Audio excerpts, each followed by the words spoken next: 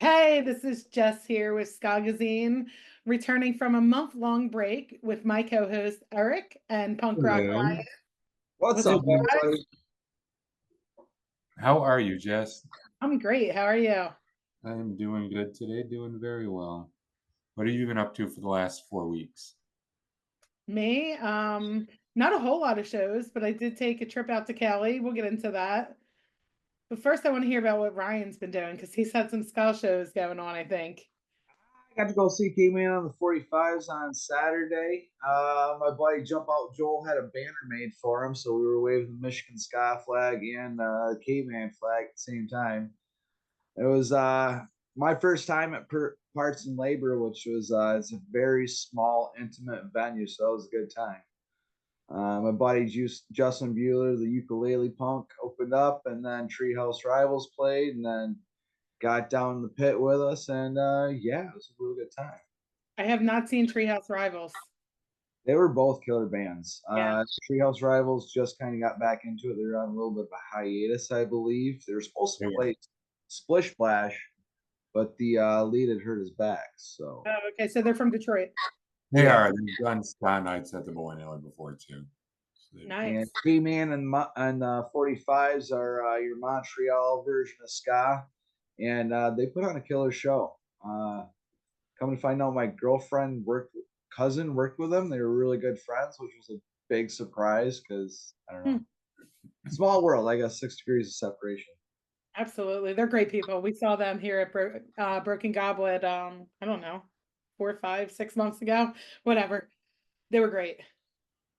How about you, Jess? You been in good shows? Heard any good albums? What have you been You up know, to? I've been taking a break from shows since the last No Effect shows in St. Pedro, I'm sorry, California. You like how she nonchalantly was like, "Yeah, I went to Cali to see the last No Effect Got show." that in there. There wasn't a whole lot of ska there, but I loved me some punk and it was a great time. We started out by going to the Punk Rock Museum. That was my first time there. Really sweet place. I highly recommend visiting if you have the chance. We put up some stickers for some bands that we love and have had on the show, so that was fun too, getting them out there. Which And bands? the Boy Detective, the What Nows, Working Class Stiffs, some punk bands from the Philly area, the Bad Ops, Oh Are They? I forget who else, but we put out a bunch of stickers. Joker's Republic, just a whole ton of them, some nipple stickers. If nobody knows what you're talking about, you might want to give more You information. can explain. I didn't have the stickers made. We are making Christian, is he there? Actually, let's not bring him in the background. That could get bad. Uh, Basically, we have made a sticker out of her husband with his shirt off, showing his nipples. And the stickers actually made it around the world at this point in time. So if you go to the Punk Rock Museum or if you go to various venues from here to, is it England? London. London, you're going to see this sticker. So it's he's getting his 15 minutes of fame and it's just fun to us. Thanks to our good friend Ellie Fry. Got to shout that out. So anyway, I went to the final No Effects shows. So many bands playing. I cannot begin to tell you about all of them, but really, really excited to see Escape from New Zoo in the lineup because they were at it last minute since Sick of It All couldn't play with Lou's cancer diagnosis and all that. So seeing Jesse there playing and having seen him get up with No Effects and play The Decline at the very end too, that was pretty awesome. And then We Are the Union were there, Fishbone. I'm trying to think of ska bands. We got to watch them side stage because some really rad friends hooked us up with all access for the last day. Nice. So we watched No Effects from right behind their family and friends. Couldn't see shit, but it was a great experience. And that's really all I got. There you go. The last show I went to, I'm going to segue here. So I went to a Punkerton Records concert. So I got to see, for the first time, and being in Michigan, I should be ashamed of this. I got to see Middle Out for the first time.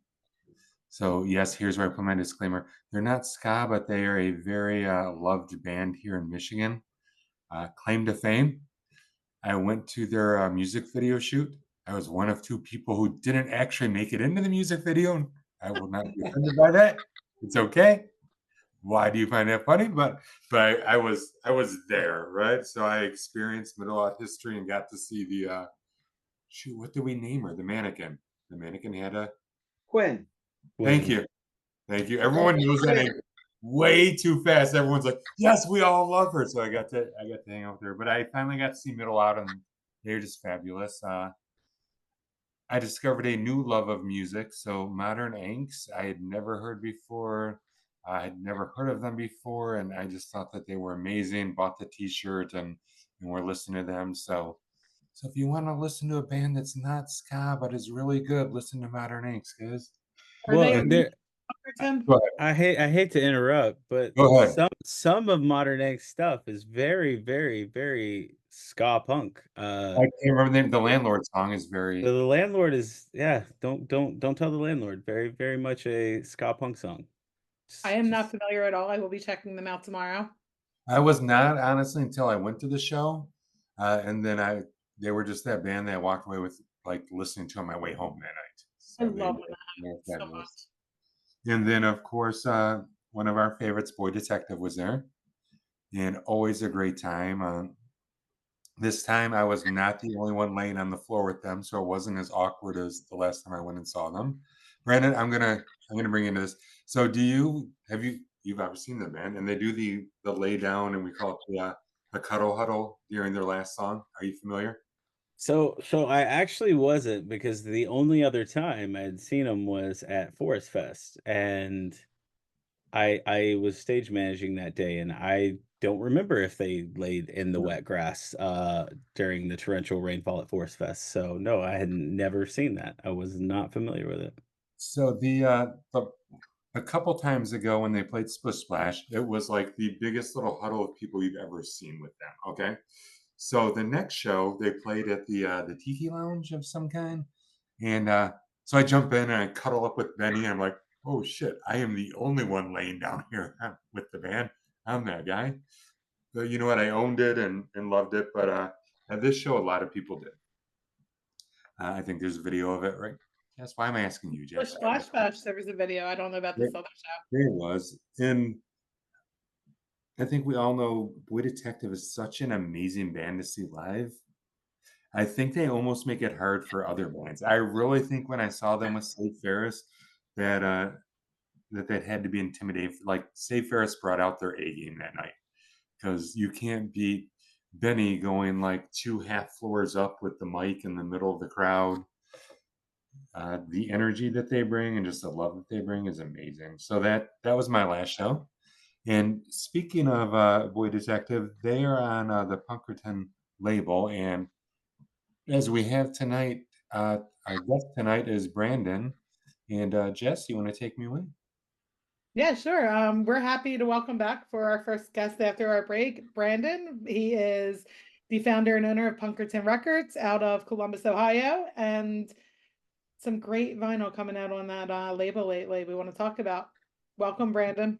Yeah, thanks for having me here. I was stoked to be asked. So we've been talking about it for a while because of our obsession with the Boy Detective mostly, and yeah, this is a good time. Yeah, I feel like there's been a lot of obsession over the Boy Detective lately, which is obviously great, but it's almost like a cult following, and I love it. I live for it. It's fantastic. I feel like Middle Out has their own little cult too. I just got to go see those guys with the Misfits. And they opened up for them as well with Norco y Horchata. That was a really fun time. Say that again, but explain it, because you just said that they opened up for the Misfits, so you might want to explain that. They opened the show that thank you. Off with Their Heads was dressed like the Misfits, the Minions. So it was the Minfits set. I'm sorry. That was an awesome freaking time though. Yeah, unfortunately, I couldn't make it to that show, which I wanted to go to that show so bad. And honestly, the Boy Detective is the reason I couldn't go to that show, because like half of their merch came in that day, and I was all over the place having to like go get merch. And their test presses came that day. their new shirts came in that day. Their jackets for both records came in that day. And I feel bad because I haven't talked to Middle Out about it, because I told him, I was like, I'm gonna come, because Off With Their Heads is, it's a whole nother story, but Off With the Heads is a big reason why I got back into music. And yeah, I felt bad because I still haven't talked to Middle Out, because I'm scared to tell them why I didn't come. So It happens. So you're talking about why you got back into music. That leads me into the first part of our discussion we wanted to have, which was what in your life led you into creating your record label and inspiring you to do that. gosh, it goes way back. So I like when I was maybe 13, got into sort of, you know, the more popular punk rock stuff, like a lot of people did. You know, Green Day, the Green Days, the Blinks, the Offspring stuff. Quickly, you were talking about NoFX earlier. I think I was 14 when I found out about, you know, NoFX, and just sort of moved to, you know, everything that was on Fat Records, Epitaph, Asian Man records, Hopeless even. And yeah, I was just like, you know, typical punk rock kid. But when I was 16, and this is actually where Punkerton started, I was actually 16. I had a buddy of mine who was we were in high school, and he had this class that they had to do like a community service project, and he wanted to throw a concert, and he's like, hey, you know, some of the local bands, I want to do like a charity concert.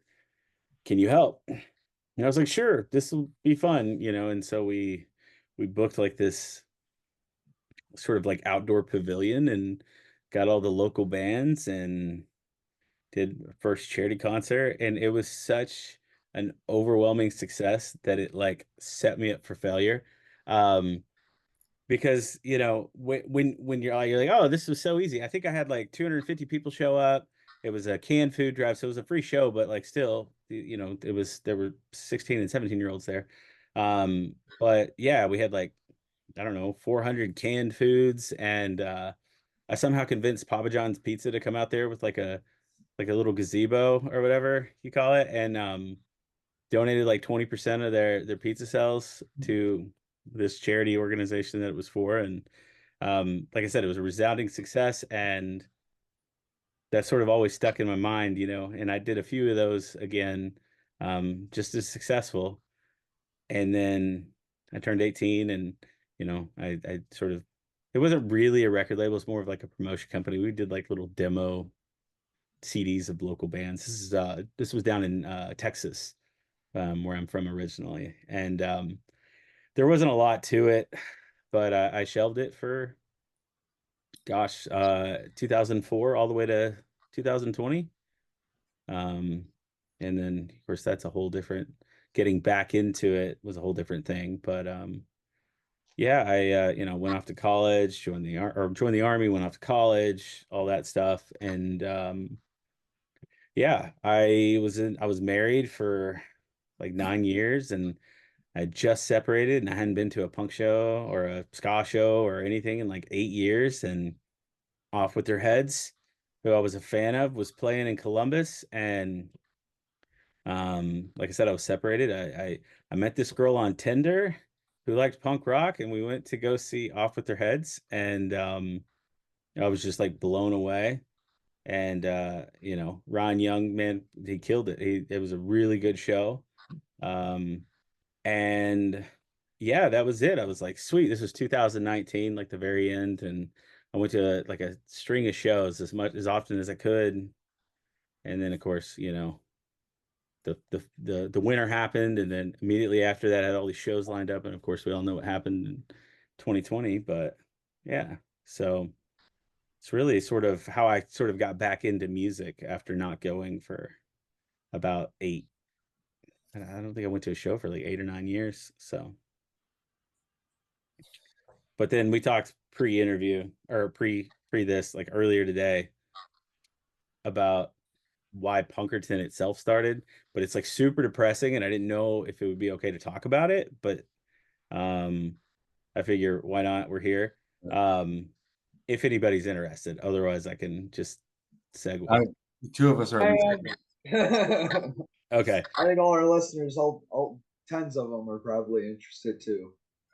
Well, I feel like, and I was saying in the chat earlier, like with all of us, like, so I was in the middle of a divorce, and you know, it was a couple of weeks before the pandemic started, and my dad committed suicide, and like, you know, music sort of was always obviously the thing that gets people through, you know, Yeah. and yeah, I was just like, so it's just me, single dad. I have my two daughters at the time, and um, you know, I have them half as much as I used to, and you know, everything's shut down from the pandemic, and dealing with, you know, that. And then 2 weeks later, well, I drove down to North Carolina for his funeral, and I remember because it was a leap year that year, so his funeral was on February 29th, and then like what, it was like 2 weeks later, the pandemic shut everything down. And you know, like when it first started, everybody was just coming up with these like, I mean, it sucks that it came to that, but everybody was coming up with all these really unique musical and artistic endeavors, right? They had the time. They were, you know, there wasn't a lot they could do, and you know, people were doing the live streams and everything like that. And I started collecting vinyl because um I don't know if y'all are familiar with Make War, but Jose from Make War, Yeah. I had got into Make War on like a trip I took when I was in the middle of my divorce, and I heard their first record and I got really into it. And one day it was like 1 a.m. and he was playing, you know, like a live stream, but he was the only person, like, or I was the only person watching. So he invited me in and I chatted with him. I'd never met him or anything. And we got to talking, and he ended up sending me a vinyl record from his band previous. There was only like 4 copies left. And so I got that in, and then I just started like collecting vinyl, you know. And so, you know, go forward a few months, and I had a few friends who were doing some sort of, you know, artistic endeavors, and some friends from Texas were like, "Hey, we're getting our old band back together. Um, and you know, you want to bring back your record label and release our music?" And I was like, "No, I don't. No, thanks." And but literally the same day, and I always say the story that, you know, the same way because it was just kind of crazy how it happened. But the very same day, somebody else contacted me. And keep in mind, like, I had never talked about this. It wasn't something that I was going to bring back from, you know, when I was 16. But somebody else was like, "Hey, our band, we've been sitting on this record for like 2 years. It's just been shelved, and we'd like to release it. What do you think?" And I was like, "Okay, well, it's one of those here's your sign moments, you know?" And yeah, so like that's sort of how it just kind of started. That was probably the end of summer of 2020.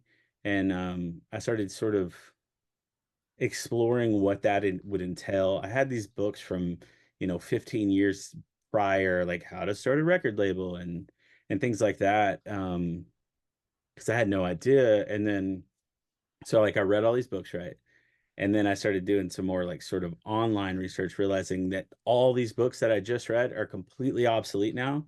Because when I had my record label, there was no streaming, there wasn't even digital downloads, you know, like 2004. I mean, it hadn't even hit the MySpace era really, you know. And so I like, I knew that there would be a lot to learn. And but also we're in the middle of a pandemic, right? So it's not like I can go out and meet bands or discover much of anything, at least in the live sense. And so I started to have, you know, networking and things like that. And I guess it was probably December. Yeah, it was December 10th of 2020. I decided, all right, I want to do this and I want to make it legit. And December 11th of 2020 was, well, December 10th was our legal day, and the 11th of December of 2020 is our very first release.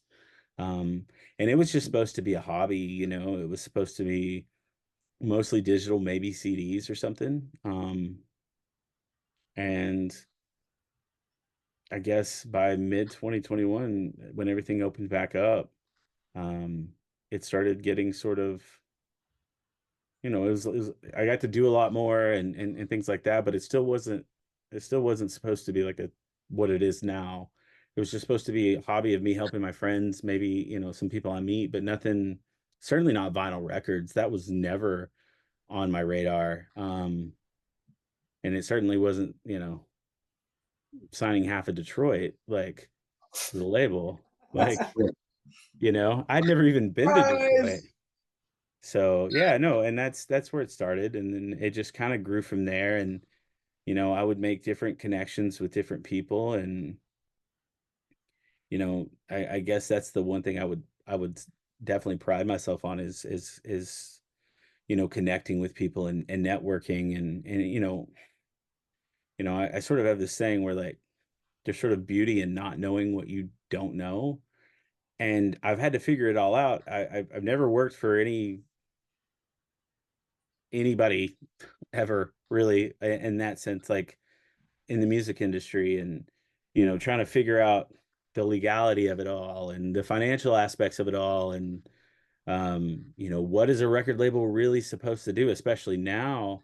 And, I still don't know. I don't know if I'm doing it right, but I know what's working, I guess, for myself, for my label, and for the bands. And I mean, I think everybody on the label's happy. I hope. And you know, and it seems to be growing, and we've got to do some really cool things, but like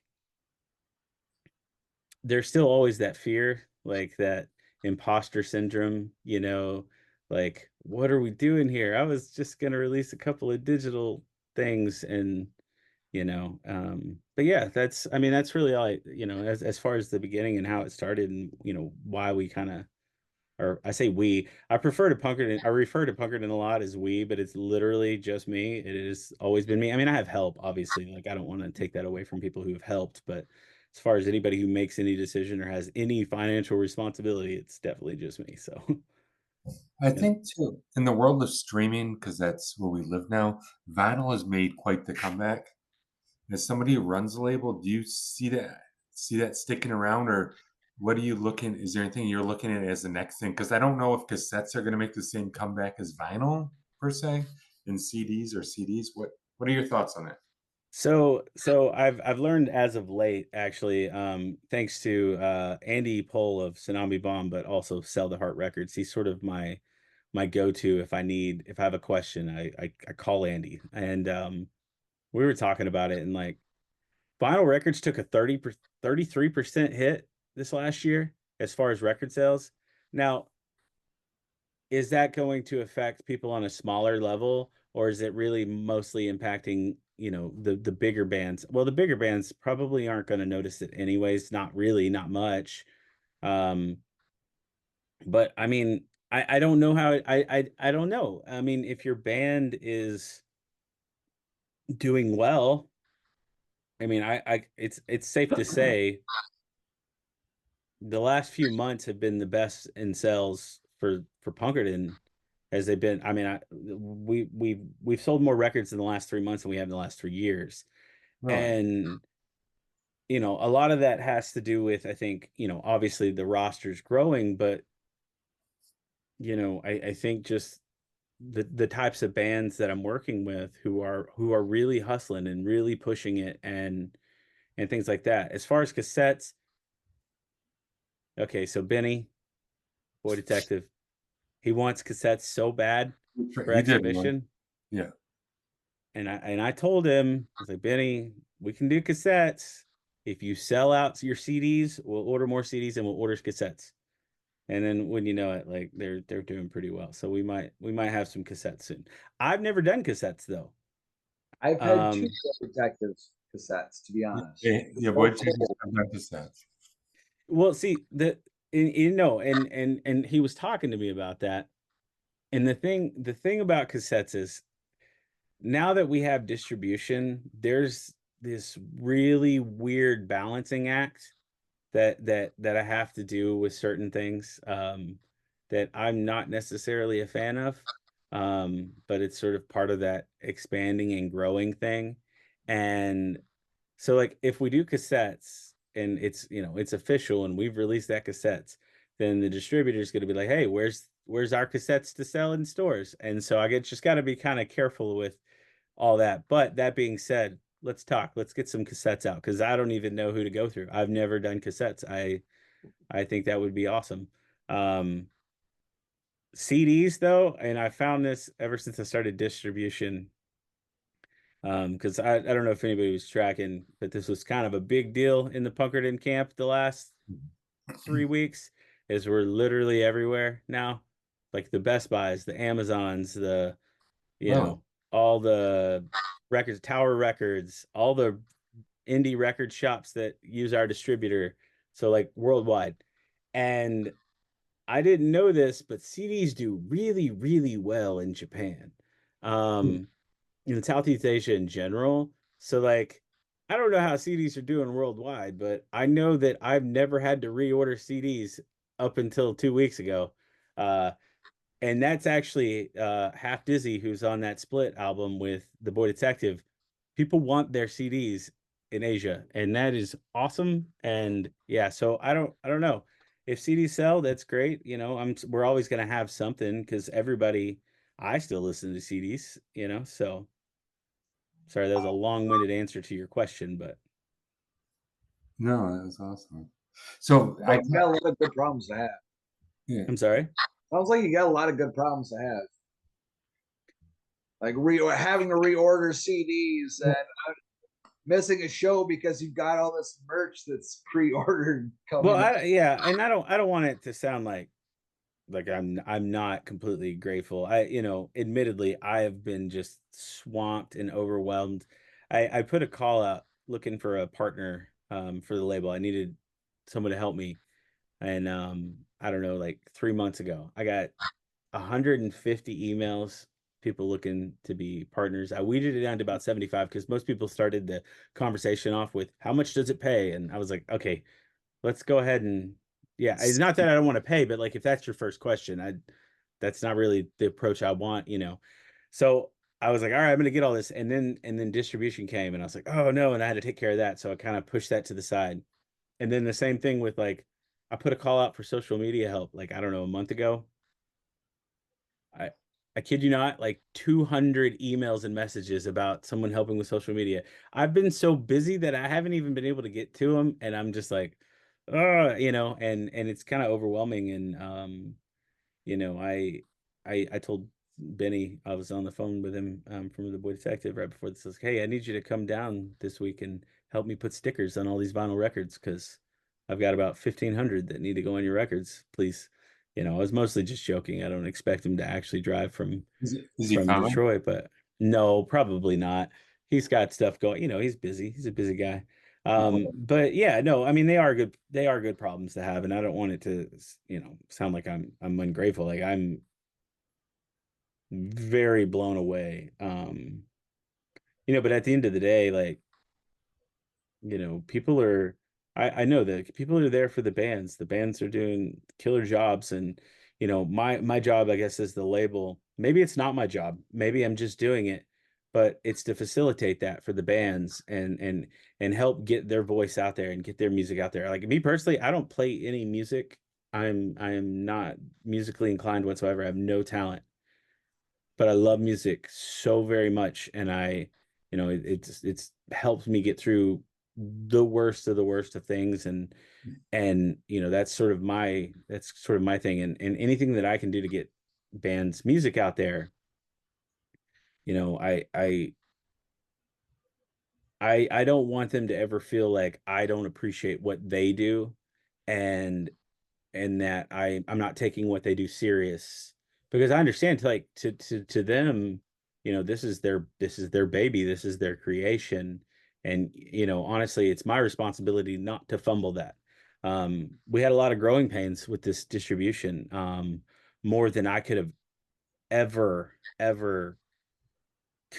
conceivably thought of, and it impacted a lot of the bands, and they were upset, and there were different things. Now, to be clear, none of that was my fault, but it was like these fires that I had to fix and that I had to put out. And of course, I shoulder the responsibility, because I'm the one who made the decision to jump to distribution. But I mean, I felt so guilty, and I don't want to point out any bands in particular, because but like, there would be a band who's song titles were not matching up with the actual song, and it was all, you know, crazy and wonky. And I had never messed up anything in all the years I was doing it myself. But like, or like, you know, a single didn't come out the day it was supposed to come out, or, you know, different things like that. And, you know, because once you get to a certain level, like the people doing that, they really don't care about your music. You're more of a number to them. And I'm not trying to place blame on any of it, but like I felt horrible. I took it all personal. You know, I was like, oh no, I'm letting these bands down. And I tried to, I mean, Middle Out, for instance, Middle Out had it the best. Nobody, like, their rollout was smooth, perfect, you know. But not all the bands were that lucky, you know. And so yeah, I don't know. How did that so you're talking about how you made it kind of worldwide at this point in time. How did that start? How did you go from Columbus, Ohio, or I guess from Texas, you said originally? Way back Oh in the yeah, day? yeah. No, I you know, I How did you- was doing it sort of whatever, and then when I graduated high school, I moved out to North Carolina. That's where my stepdad and my mom moved, and lived out at the beach for a little while. And I joined the army. And when I got back from Afghanistan, I met my ex-wife in North Carolina. And then she was from Ohio. She was from right outside of Ohio State, and I was getting out of the army, and we had a child, and I decided to go to Ohio State because I needed to go to college, you know. And so yeah, that's how I ended up in Ohio. But um, as far as, you know, the music and the distribution, honestly, I was talking about Andy from Sell the Heart Records. I was down in Vegas for the Punk Rock Hoedown, Punk Rock Saves Lives, you know, sort of punk rock bowling after party. I do the stage managing there last year and this past year, and Andy's always there. And we were talking about distribution and how I would love to be in record stores, you know, and all this stuff. And he's like, hey, I can connect you with, you know, a distributor. And we got to talking, and it took a few months, but I finally got that sort of sit down, you know, Zoom. Oh, you gotta be kidding me. Benny, my man. What's up, Benny? Look at this. Look at all these beautiful ska people. How are we all doing? We're How are doing good. you? How are you, my friend? I am wonderful. I'm doing an assignment for social work right now, so I thought I'd pop on. I have a couple questions for Mr. Lewis. Oh yeah. Can I introduce you, Benny? Yeah, absolutely. Just in case people do not know, joining us right now, because you cannot see, is Benny from The Boy Detective, who is also on Punkerton Records. So, so Benny, take us away. Absolutely. First of all, thank you all for listening to this random guy coming into the middle of the show. But I just want to I got a couple questions for Mr. Lewis. Yeah. First and foremost, Mr. Lewis, what is your favorite? And if you already asked this question, what is your favorite all-time ska band? Big D and the Kids Table.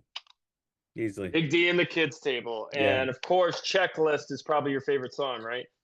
No, absolutely. Absolutely not. Okay, well, that's my favorite song from Big D and the Kids Table. I remember my brother giving me a CD of mixed songs, and apparently he went to Canada. This is a true story. If Big D is ever listening to this, he went to Canada on his 18th birthday because that was when, of course, it was legal for us Americans to go up there and drink. And so he went there at 18, and in a bathroom in what's the city right above Detroit?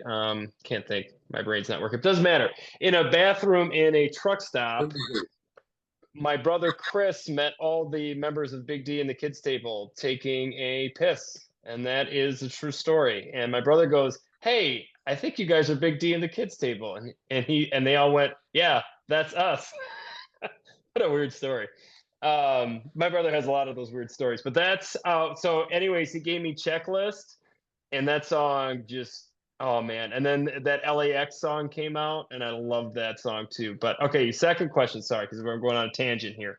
Second question, Mr. Lewis, if you had to grade your skanking abilities from 1 to 10, 1 being the worst skanker in the world, like Ricky, our bassist. He admits that he 8. cannot skank. 8. Oh man, I I have not seen this yet. Oh, you're in the skank pit next time you're in Michigan, sir. And Benny will back me up. I like a good skank pit. I'm expecting a lot. I hope he comes in with like a lot of this new checkered, maybe like a fedora on the hat. Ooh. Comes in just going to town, baby. 8. That's Oh, that's a high score. I don't even know No, if I'm an 8 on skanking. no, I can skank. You could skank with the Oh. best of them. When I was 15, I was at this like punk/ska show, and I saw this girl with like a foot and a half like long like mohawk, and another girl with like Liberty spikes that were just huge, and I was like, what are they doing? And they were skanking. I'd never, I wasn't familiar, and I was like, I want to do that, and I learned how to skank, and talking about Big D and the Kids Table. I mean, I had always sort of liked ska punk and ska. Not super huge into it at the time, but I think I was 18. Yeah, it was December 10th of 2004. I think is what it was, maybe. Yeah. And saw Big D okay.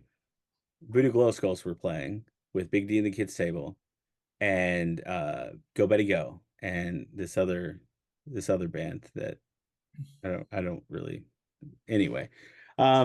Yeah, and I was just blown away. I liked Voodoo Glow Skulls, all right. I liked Go Betty Go, but Big D and the Kids Table just kind of stole it for me, and I was like, I can get into this. Bought the CD, and huge fan. I probably, I didn't go to shows for like 10 years, but before that, I think I'd seen them like 9 times or something. And I was gonna send it in. I've got a bunch of pictures every time I met Dave when I was a kid. I had those disposable cameras, and I was like, I was gonna throw them on there because, but I couldn't find them. So nice glasses, Benny. Thank you. I wear them at night. I wear my sunglasses at night. But I'm gonna be honest, Big D rules. Big D rules so much. Like I said, Checklist will always be like one of my top 5 punk ska songs of all times. Like just that song, just when I was so young and I just loved everything about it. But I was a Suicide Machines fan from day one. So for me, that kind of very rough around the edges ska punk was just what I was into. So that reminds me, actually. So the very first was Fans was the very first song I'd heard by Suicide Machines, and I actually was gonna bring it. I was looking for it, but I'm gonna bring it to you next time I see you. I got you a pin from the Van store, specially ordered of the checkered Van slip-on enamel pin just for you, Benny. Oh. It's fancy. You got to be part of the club to get it. I'm going to say this, and I don't want to be on the show all night. I just want to say this, and I want people to hear this, because I didn't realize how much of a relationship I would have with my label. I'm new to this. I'm just a little kid from Ida, Michigan. Never thought A, I'd be on a label, and B, I'd have records and stuff coming out, which thank you, Brandon. I know credit where credit's due. But I will say this right now, I didn't realize how close of a relationship I would have. And I know that a lot of people probably say that about their labels, but I'm not kidding you. Brandon and me probably talk about 10% about band stuff, and probably about 90% about like human being stuff and just being good people. So not only am I love these glasses. I'm sorry, guys. My ADHD is going way off now. I'm gonna be honest. I'm gonna get a little cry here. I'm gonna be honest. Like, this has been an awesome relationship. I can't wait to see where we go. This has just started for us. But I can tell you, and if you're thinking out there, you want to be on an awesome label that actually cares, check out Punkerton Records. Give them a shout. And if you're in a ska band, just keep throwing ska demos at Brandon. And we're gonna make this Skagazine by the end. He's gonna have a side label called Skagazine. Like Vagrant, right? You can have like the side one, Brandon. You can have the Skagazine side, And I'll say the Boy Detective could be your like the captains of that. I'm just saying. I'm just an idea. I'm not gonna tell you how to run your label. I'm not gonna tell you how to run your label here. I'm just saying, if you want to go that, I always love those like stories of like those like the side labels of a label, where they kind of had their own like committee. Like Vagrant is a perfect example of that. But anyways, no, it's funny. Hold on. It's funny you say that because I was gonna get a shirt made actually. It was gonna say Ska Punkerton, get it, and it was gonna be our logo, right? But I'm just saying these are all good ideas. So, Benny, these are all good ideas. I wish I could. Don't leave us. Works for punk rock saves lives, so yes. I don't see why I couldn't work for Punkerton. Eric, But I hear there's a really big show coming up that maybe you can come show your skanking skills. Yeah. Or everybody can come to the show in Columbus on November 8th because hometown show for me. Their release, I mean, yeah, they're gonna have the release show the day before, but this is the real release show, right? 500 people, and yeah, if you want to see it, I'll do it there. All right, I will be in Philly with Jess. Sorry, guys. Sorry. Oh, you guys really? And I will be in November 7th. I will be at that show. So what show? Bite Me Bambi. We're playing with Bite Me Bambi. Oh, that show. I will also still be Barstool Preachers. Barstool Preachers, thank you. Barstool Preachers and Bite Me Bambi on Thursday at Smalls. Then we go to Columbus and we're going to sing Astronauts really loud for Brandon. It's his favorite song. At Scully's. Then we're going to go another 3.5 hours to go to Chicago for the Bottom Lounge. That's going to be a 6 show. Both of those are with 5 Hour and Frenzy, by the way, and Loser, which is both bands out of that side of this country. I don't know if you can't see where I'm pointing, but you get it. And then we come back. And then we come back to Michigan, to Pontiac, to play with Millington at the Pike Room. So it's literally like, and Millington and Bite Me Bambi kind of came out of nowhere. And we just were like, hey, let's just make this a 4-day thing. Happen at the same time the record's coming out. Poor Brandon has been running with his head cut off trying to get these records all together so we can have everything together. Because us Boy Detectives, we like to throw 1,000 million things at him. Which is why he loves ska so much, because he's got to deal with 36 members for each band. I'm pretty sure there's as many members in the Boy Detective as there is in every other band he probably has. Poor guy. I apologize, Brandon. We try to do our best, but it was a bunch of crazy people in my band. So, Benny, before you decide to take off, Eric has a couple of things he wants to cover with you before you leave. Yes. I've been trying so hard. Thank you, Jess. I've raised my hand. Gotta be assertive. I've even been polite, and it hasn't worked. So, since we have both of you here, tell us how this relationship started. How did Boy Middle Detective Out and Punkerton? actually, tell him the real story. Tell him the real story.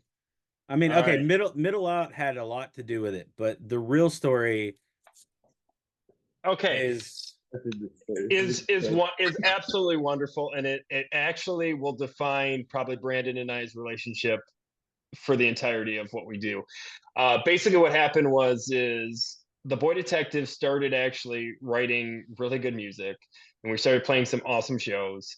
And Nick and I, which is the guitarist who started this all, looked at each other and I said, Nick, how do we do this label thing? Like, how does this work? Do we like bother, which I've already was doing, bothering some veterans.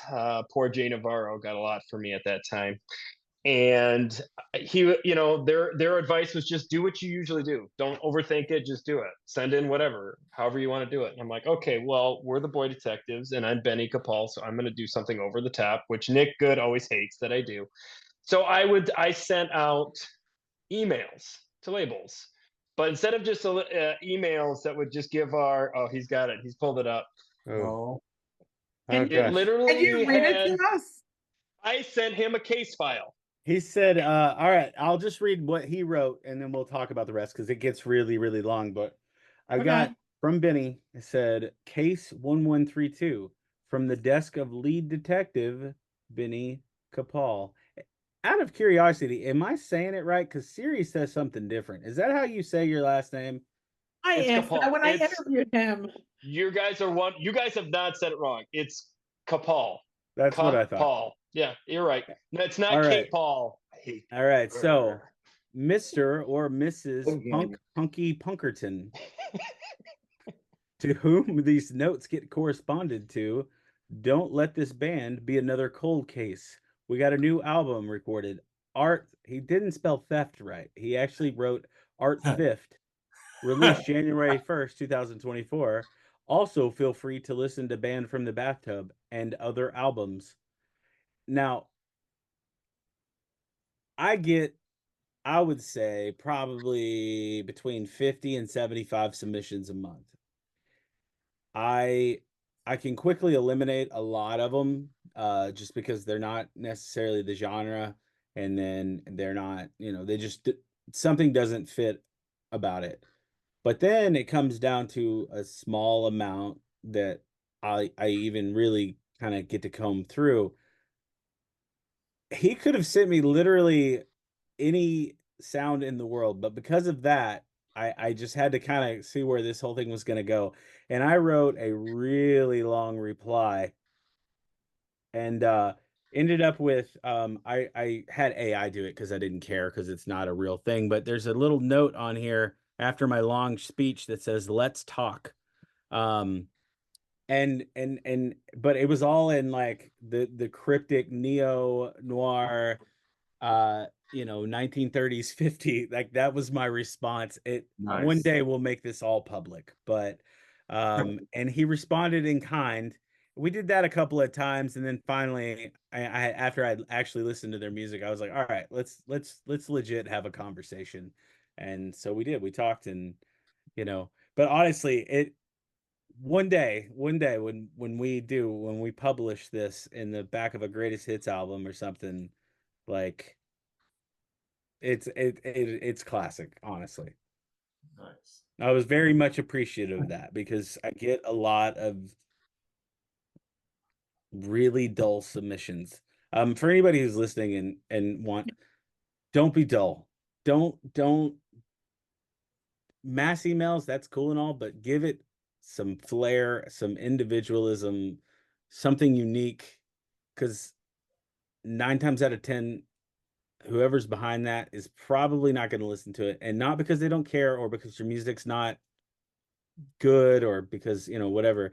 It's because we get a ton of them, and you got to stick out, and Benny did it, and here we are.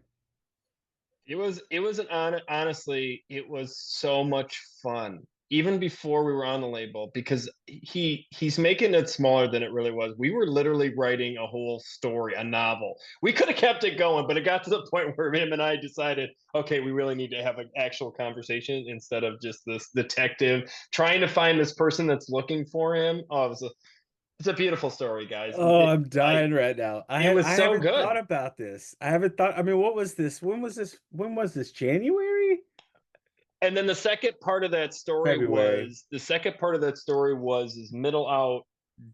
We're just kind of recently, and not recently, but recently at that time signed to Punkerton.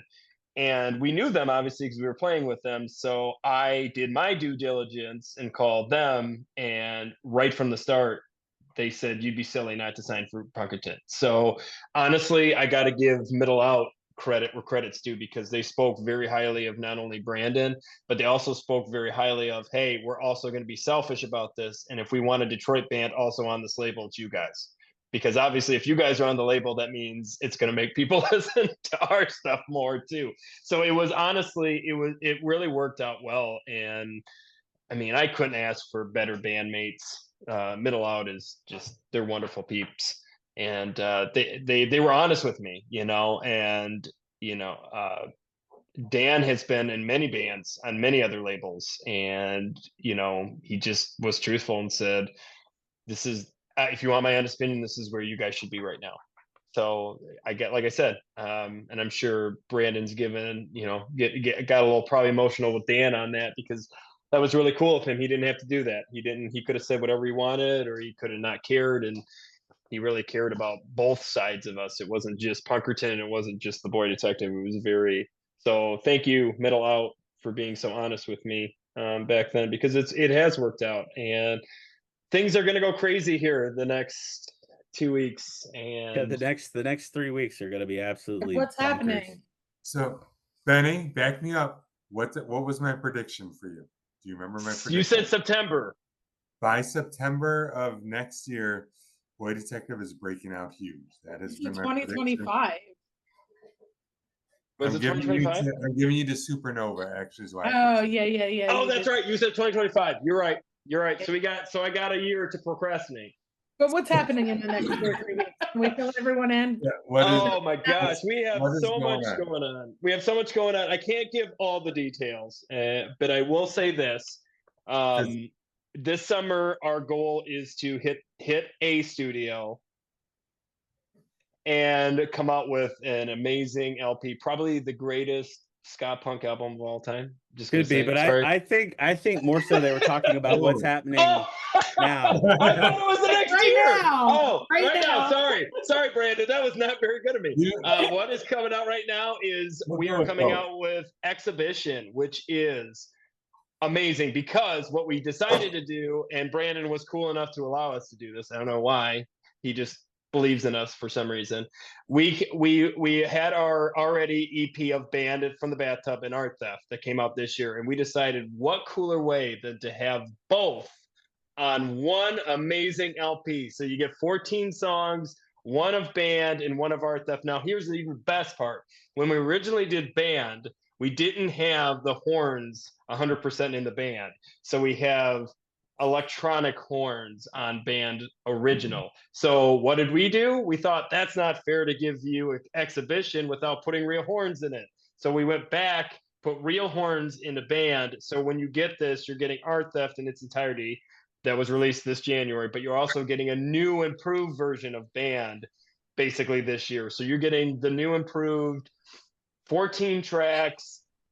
Going to be honest, and this is the best part. This is how it worked. This is the creative genius of both sides of this. We decided, because we had Art Theft, right? What cooler way to incorporate both than have it be like an exhibition? Like you're going to an art gallery, and guess what? Side A is A for Art Theft, B for Band from the Bathtub. So side A is Art Theft, side B is Band from the Bathtub. It is very, it's just beautiful. I could stare at that picture for a while. And they got printed today, but the hype stickers, and everybody's gonna see them because I'm gonna show them off. They're like 2x6 or 2x4 inch, but you ever been to an art exhibit? It's the art exhibit thing. Those are the hype stickers, right? So like to display those little like the white things that'll say what the painting is, the year, and that's what our hype sticker is. It looks so good. So I have two questions. One, you have to have a legal fund for this, right? You have a fund? So we have specific shirts, which, by the way, yet again, I got to give Brandon a lot of credit on this. We had this design just gaining dust, and we wanted to do this because of Art Theft, because the design was made for Art Theft, but this just worked out so good because of the colors. We went with the Boy Detective Legal Defense Fund, and these are shirts that you can purchase if you come to any of these wonderful release shows, either at Smalls, Scully's, Bottom Lounge, or the Pike Room, coming up in a couple weeks here.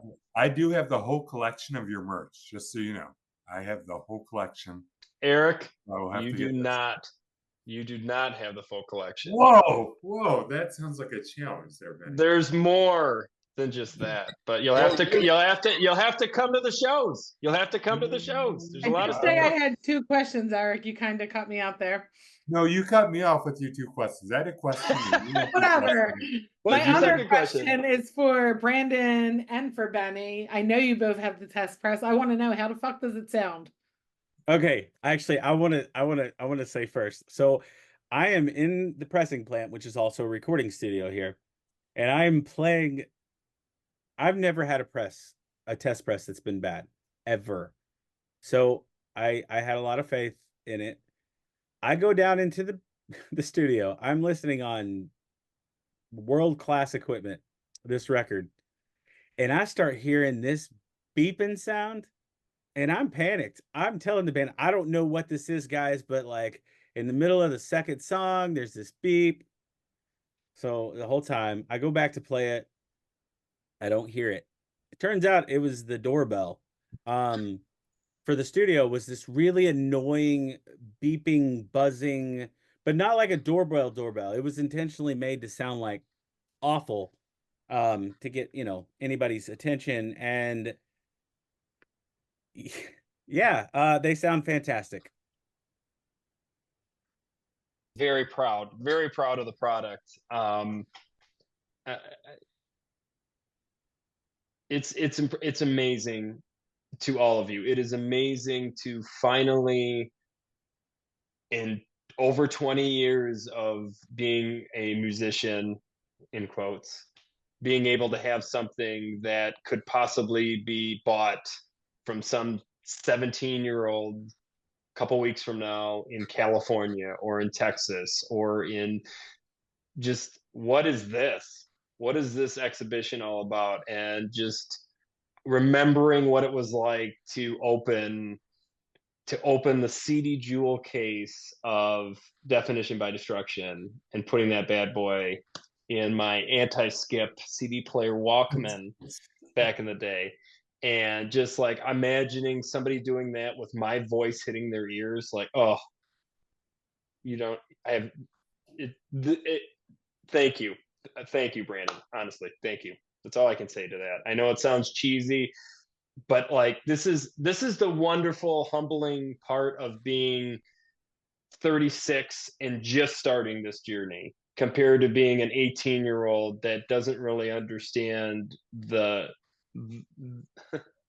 the immensity of this, right? This idea that, like, yes, there is Spotify, and yes, you can have your music, and yes, somebody in Venezuela can hear it. Yes, that's fine. But just this idea that, like, we're that next step where you are actually able to go to a record store and come across exhibition is just, that's all I got. That's all I got on that. I'm gonna go on record saying "Band from the Bathtub" is probably one of the greatest albums in the ska punk world that has ever existed. And you giggle, but anybody like on this call, Brandon, you have to agree because it's yours. But anybody else on this call will have to agree that album is fabulous and deserves what it's about to So get. I discovered Art first, and then went back to Band from Bathtub, and then saw you guys live. I can't. I told Benny that if all I had heard was Art Theft, I probably wouldn't have worked with him. No offense to him, but a little offense, but that's okay. No. It goes back to, I was so blown away, and that isn't to say I don't like. I love Art Theft. I literally listen to this thing every day, but I wasn't in a position to sign any other bands at the time, and I heard Astronauts and was blown away by that song in particular, but the rest of it. And I was like, you know what? There's just too much here. To I mean, because some people may not know what it takes to run a record label, but I can tell you right now, it is a very expensive endeavor. And so when you sign a band on, you are committed to a lot of money, and it's never been about the money. I don't care if I'm not here to get rich, but I'm also not here to like lose a ton of money, and that happens and sometimes. But that record was, the band was so, I don't know, I loved it so much that I was like, you know what, F it. Like, if I lose some money on this, it's worth it, because I want this for myself. And again, it isn't to say I don't like Art Theft, Benny. Please tell the guys I don't. No, Brandon, you have admitted this, and it makes sense. There is something very nostalgic about Band from the Bathtub.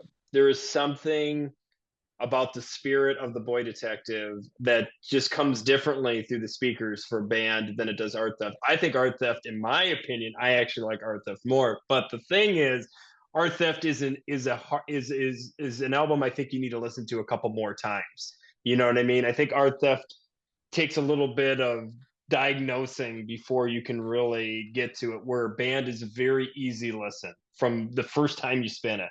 And honestly, Brandon, you're a dad, so a lot of the songs on Band from the Bathtub come from that perspective of we're dads trying to be funny and trying to be cool, and we're not, you know. And that is, I'm going to be honest, there's a lot of new songs that we're writing that are a lot more on the band side, to be honest with you guys. So I think the expectation for the new stuff is just, I'm so excited. I am so excited. I love Art Theft and I love Band because they're the little babies in my head. It's so funny. It came out January 1st and it feels like it came out 20 years ago.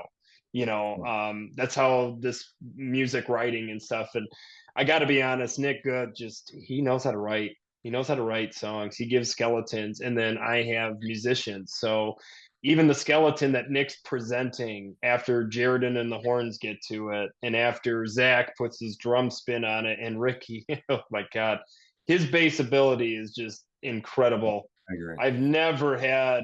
I was the original bassist, and I told Ricky, thank God I decided to step away from that, because there is no way you would get anywhere near the show. And see that, Jess, you brought it up, and I want to say something because I think this is important for people to hear, especially about the Boy Detective. We are so different of a listen once you see us live. You need to experience the Boy Detective live. Right. You need to experience that, and then the music makes so much more sense. The music is great, and we have a great product. But I challenge each and every one of you, even if you have the slightest like of our songs, come to the show. Boy Yeah, Detective I is said a this. live. And you know I love you live. You know that it's the highlight of my life to come and see you guys live. So I think honestly, I love the Boy Detective, listening to them before seeing them live.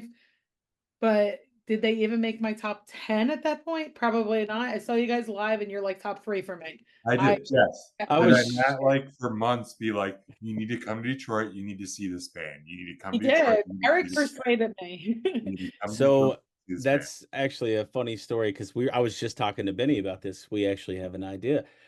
So my wife is not a huge ska fan whatsoever. And you know, the very first time she heard some of Art Theft, she was like, "Meh," you know, because she listens to she's no How did that offense. go She's again? just These forced to are listen not to. offensive. I understand. Some people, So punk is just well, not in their wheelhouse, you know, or that so specific ska punk. we go to Detroit for the 3-band show. She's a huge Middle Out fan, you know.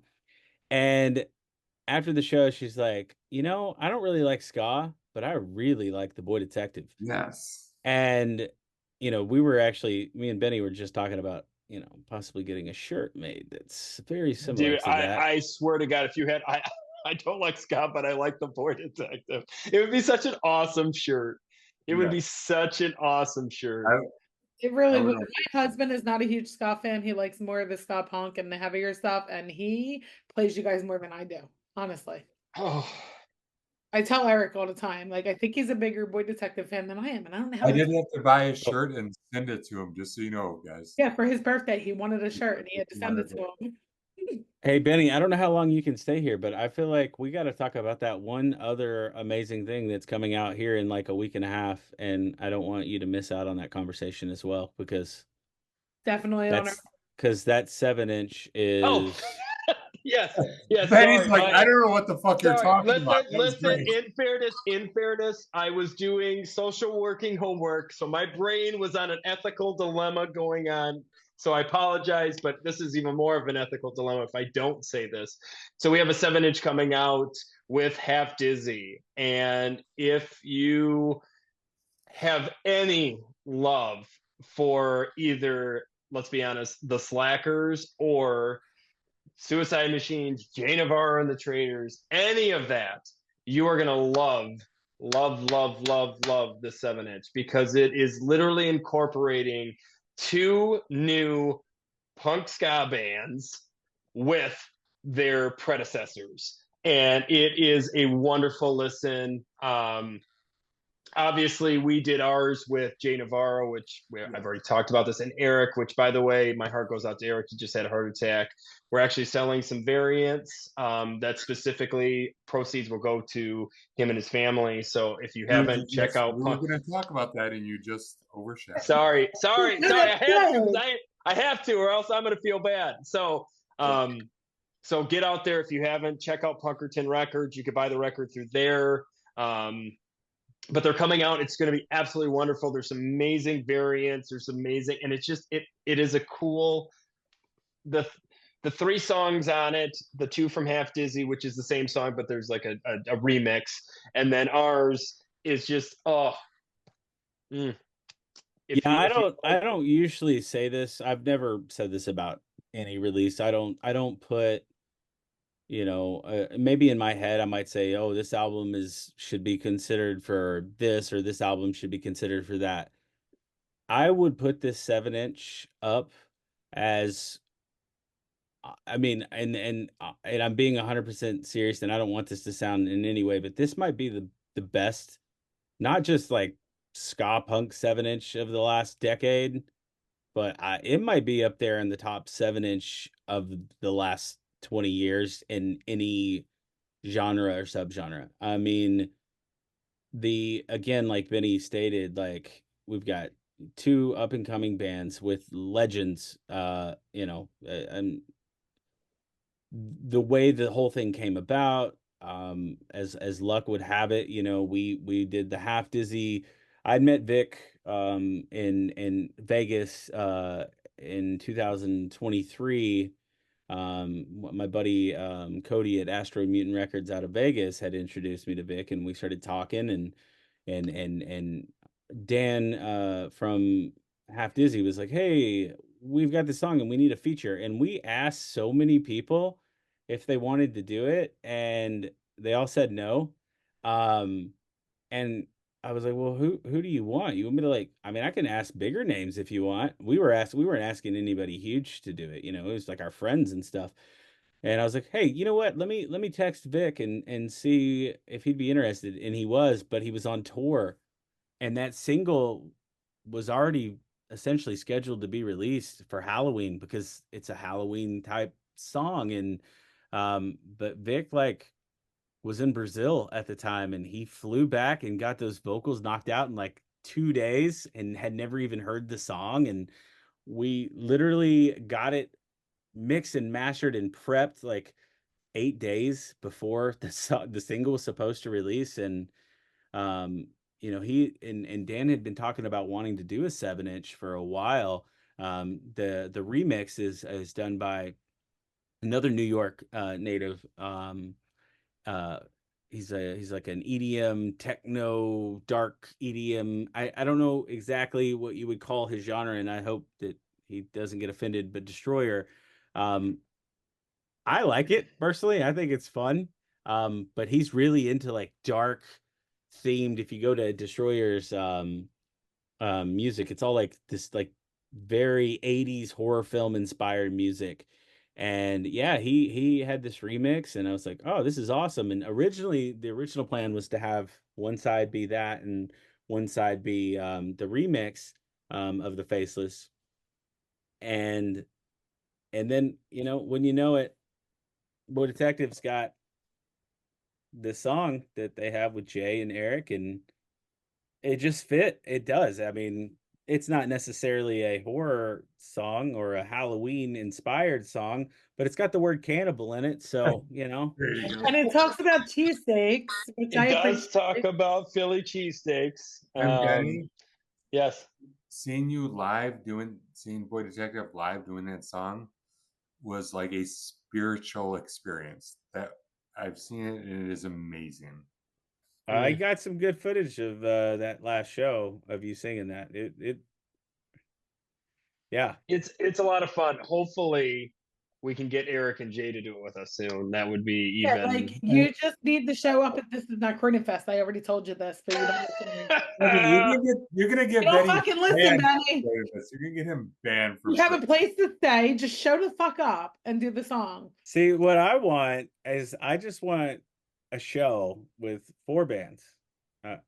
Suicide Machines, The Yes. Slackers, Half Yes. Dizzy, and The Boy Detective. I couldn't think of a better opportunity, a better I'm having show. orgasm just thinking about that. Skagazine, make it happen. Make it happen.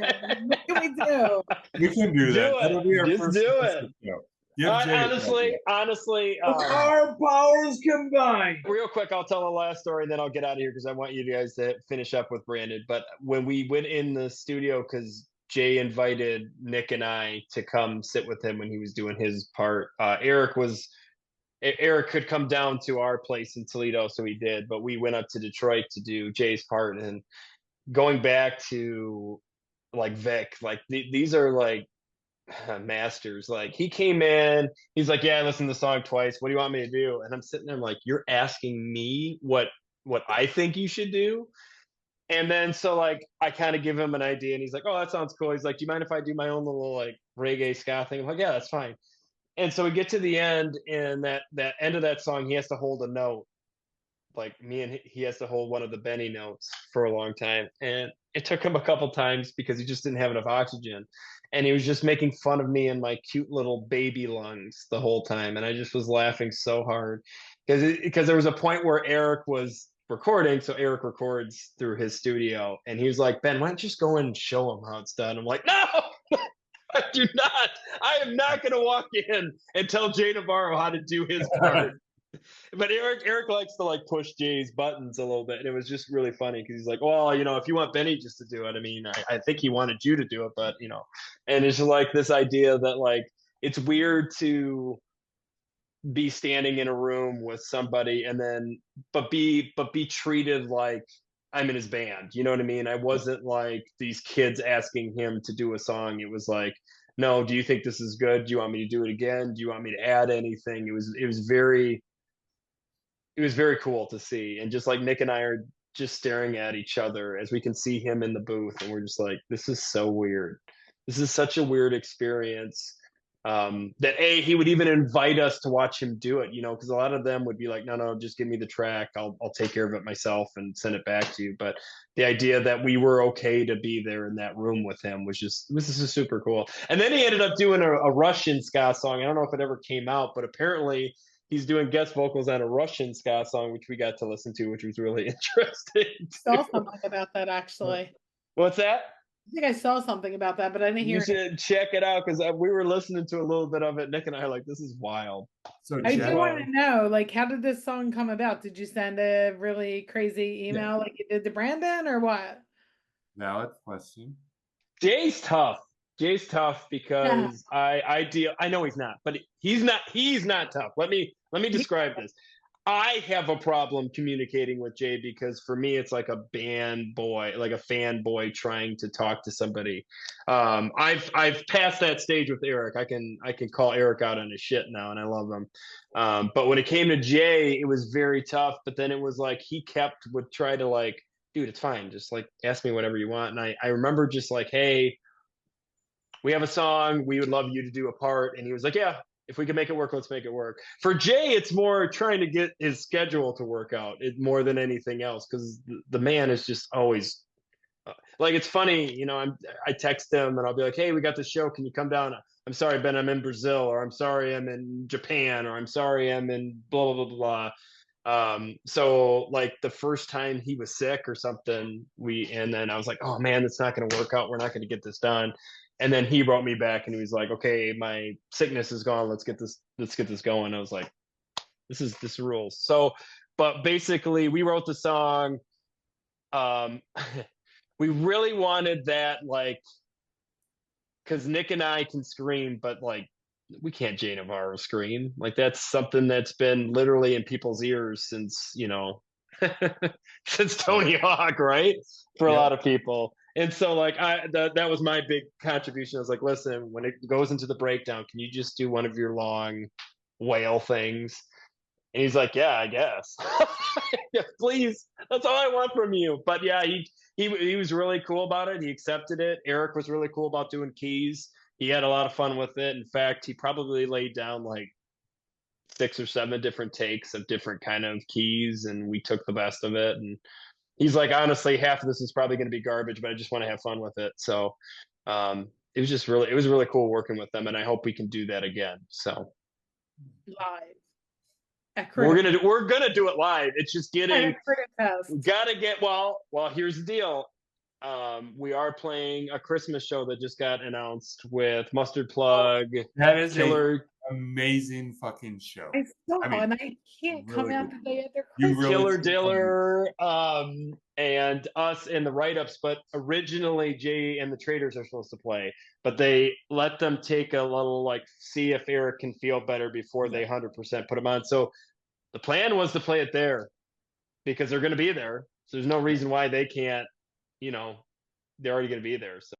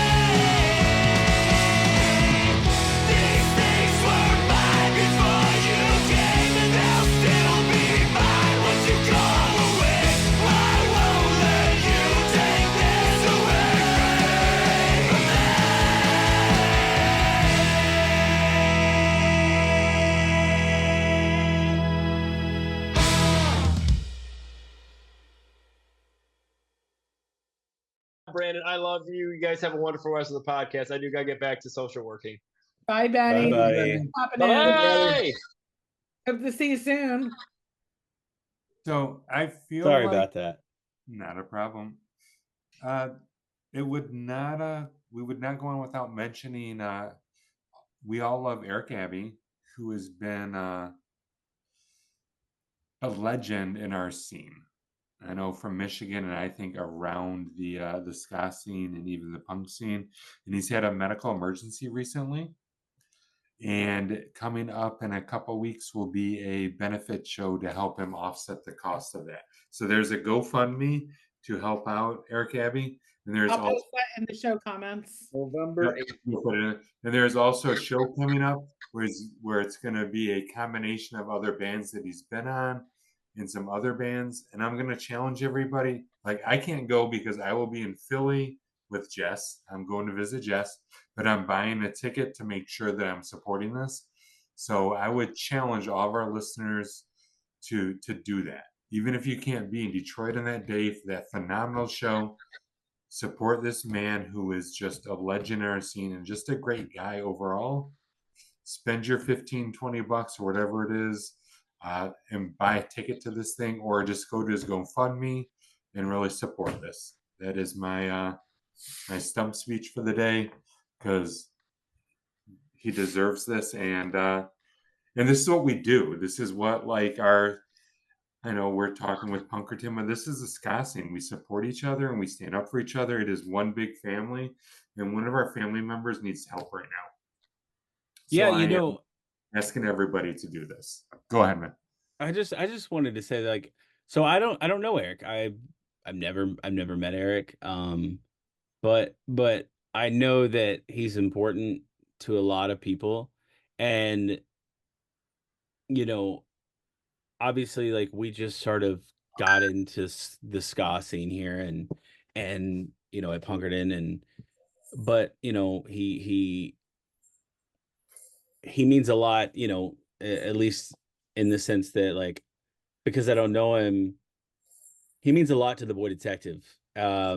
And obviously a lot of other people, but I'm saying from, you know, from here. And it was like, well, what can we do? Benny had called me, you know, he was upset. And um you know, obviously we just released this track and we got the 7-inch coming. And you know, it was sort of a last minute thing. I called Dan from Half Dizzy. I'm like, hey, you know, are you okay? Are we good to, you know, because I've got to talk to 2 different bands and get, you know, permission and stuff like that to be able to do certain things. And I was like, hey, you know, we were gonna save, you know, we had 100 records that we were gonna be able to do with, you know, do something else with. It's like, hey, can we do this for a benefit? And you know, I was talking to the Boy Detective. I was like, I feel bad even, you know, if you look on the website for these 2 variants, we've got the green, and we've got, or the clear with the green splatter and the clear with the red splatter, excuse me.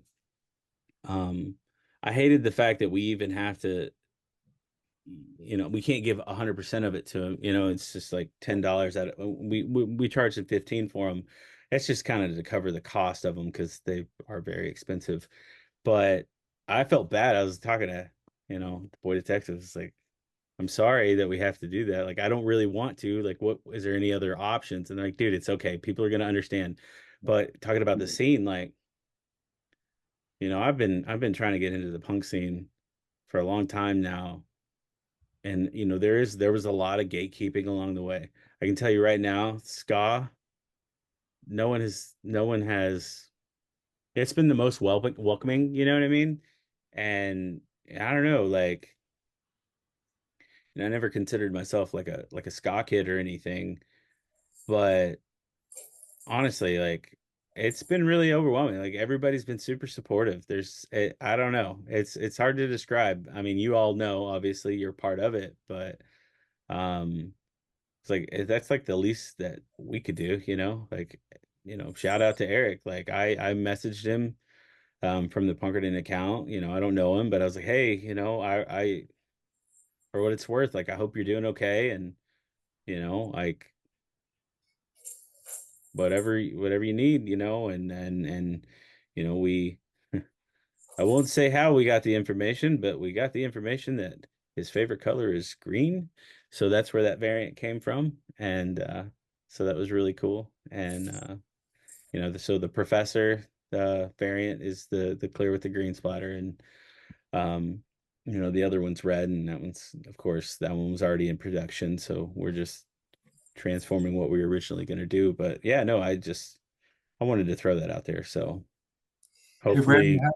how do people get that variant? So you are to spec this up for every copy of the variant of the Eric Abbey, I guess, version of this album. You were donate $10 to the Eric Abbey GoFundMe, correct? Yes. I'm going to talk to I want to talk to where we can maybe just directly give the money so that GoFundMe, because I don't know if they take I don't know the fee situation. At the very least, yeah, we'll just do a direct. So what, I don't know what we've sold right now, but let's say we've sold 50. Well, then we're just going to go ahead and give the $500, even if on November 1st, regardless of whether some of that is cleared or not, because sometimes payments take almost a week to clear, but we already know it's going to be there, so we're just going to go ahead and give that, because so that they'll have access to it immediately. But yeah, they're they're $14.99, and there's going to be the tax and all that stuff. But like Benny was saying, they will be available at their shows as well. We'll probably take half of whatever's left and let them, sell them at the shows. And then if they're sold at the shows for 15, just that $10 cash, or however, you know, they'll keep tabs and, funnel it back to me, and we'll just make one big, sort of, I guess, donation, I guess would be the word to it. And, just to help out. I mean, it's honestly like, I wish we could do more, but I don't.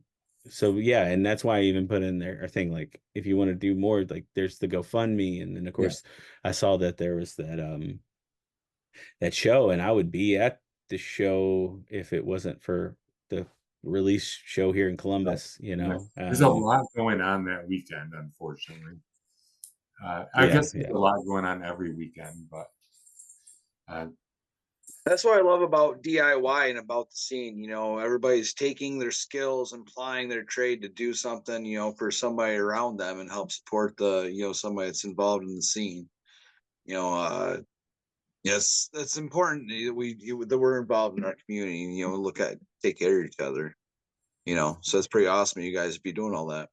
Well, I mean, honestly, Punkerton was literally founded on that. When I was 16, it was a community service project, and like that's never left Punkerton. Like our very first comp we did for the National Independent Venue Association.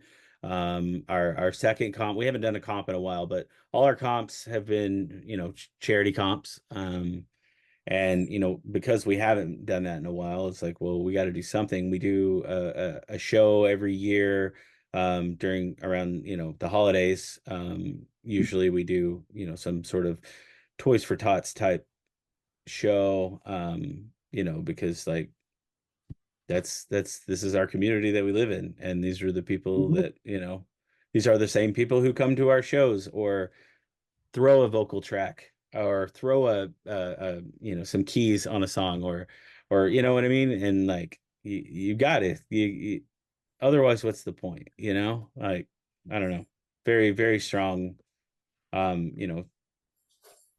I had talked about it in the text before, but like I do the stage management for Punk Rock Saves Lives at the Punk Rock Hoedown in Vegas. And I used to do some of the volunteer, the swabbing and all that stuff. I got a little too busy to be able to do that at every single one, and luckily now there's an Ohio chapter.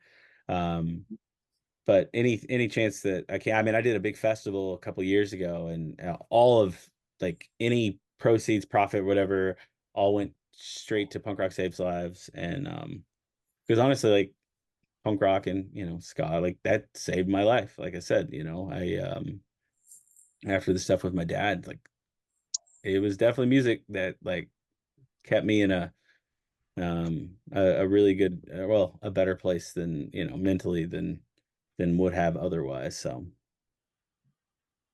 Punk Rock Saves Lives is a great organization. A lot of people know them about the swabs, but they do a lot with mental health and whatnot. I have recently had the opportunity to start volunteering with them, and it was a good experience. I hope to do it more. So oh yeah, I got involved. That's honestly, if it wasn't for Punk Rock Saves Lives, I don't think Punkerton would even be where it's at. The Verse Camp, Pennsylvania. You know, my label had no business being there. Like we sponsored it. We had one band who was playing, and you know, as they'll tell you, it was on this cult farm in the middle of nowhere the first year, and there was maybe a handful of vendors, and right across from me was Punk Rock Saves Lives and Punksgiving. And, you know, that's sort of where it started. And, you know, we became, you know, friends and, you know, yeah, no, they do a lot of really, really awesome things. And, you know, I'm glad that, you know, anything that we can do to help. And like I said, you know, it's fun going out to Vegas, you know, but you know, it is volunteer work and, you know, but it's a little bit different. Obviously, I'm doing something different than, you know, the people who are doing the swabs, but you know, it's kind of feel like it's my, you know, I can do my part, I guess, you know. And they took something that I feel like I'm pretty good at, and they're utilizing it for their charity show, so, or their benefit show, so yeah. Everybody's got their part to play. Takes a lot of hands to make stuff like that happen. Oh yeah, no, I might have to absolutely. pick your brain. I've been working on a fundraiser show for a local theater. So if you don't mind, I might have to ask you some questions on, you know, some insight on getting something like that organized. I've worked on it before in the past, but you know, the more you know, it's kind of helps smooth out some of the wrinkles, you know. No, yeah, absolutely. Yeah, just yeah, you know, whatever I can do to help with that. I mean, I'm all about it. So So we've been talking about DIY stuff a lot. One thing we want to get into was, you know, there's a lot of DIY festivals anymore. It seems like, yeah, after everybody came out of COVID, everybody had all these great ideas they wanted to get implemented. Has that helped Punkerton, you know, gain some steam and some headway as far as their momentum? yeah, no, absolutely. Like I said, the first camp, Pennsylvania, was a big thing. You know, just for me getting my foot in the door with meeting certain people and being able to do a lot of stuff. And I really like what Riot Squad Media is doing. They're fantastic. You know, and I've always been friends with them, but we love them, by the way. We oh fully agree with you.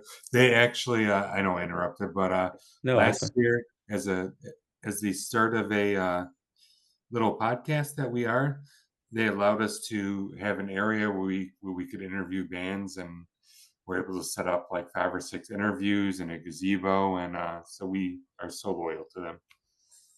Oh yeah, no, they're awesome. They were, when I did my first festival, they were just super supportive. You know, you were talking about going to a thing and buying tickets even if you couldn't go. Well, I know that a couple of them did that for, you know, my first festival. Is really awesome for them to do. And I would like to throw more festivals myself, but I just I don't have the time. Um but yeah, as far as other ones, like, you know, I got involved with another festival that Ed the Void of Protective played at this year, Force Fest. Stacy and Eric Olson, they run Force Fest just south of Chicago, and it's always a blast. This last year it rained way too much, and that was kind of awful. But um, you know, I had a band, Bad Year, out of Milwaukee who was on the year prior, and I was just up there hanging out with them, and ended up developing a relationship with the Stacy and Eric at Forest Fest. And you know, we were lucky enough that we were able to send 3 bands. They were able to play at the Punk Rock Hoedown, and then tour across the states for 5 other shows and end their tour at Forest Fest. But yeah, it is. It's these independent festivals, especially the smaller ones, where a lot of people attend and they are there to find new bands, especially the ones that don't have, you know, 40 huge bands, and then it gives people a chance to check out the smaller bands, and that is sort of built up what we've been able to do to support our bands. It's a lot easier for me to get in with a smaller festival uh, and develop those relationships than it is for me to just, hey, Punk and Drublic, can we be a part of, you know what I mean? And so, that's been a really good opportunity.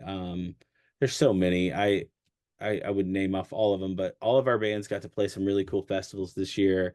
We have another ska punk adjacent band, Steelboy, out of Richmond, Virginia, and they were at Fest this year, and they had a really good reception at the Fest this year. What I really like about the Fest is, it's bands of all sizes, bands of all, punk and ska adjacent bands. Um, so it's sort of a really good opportunity because, all those other bigger shows sell out pretty quick. So the other ones fill in with people who didn't get their tickets in time, and they get to discover a lot of,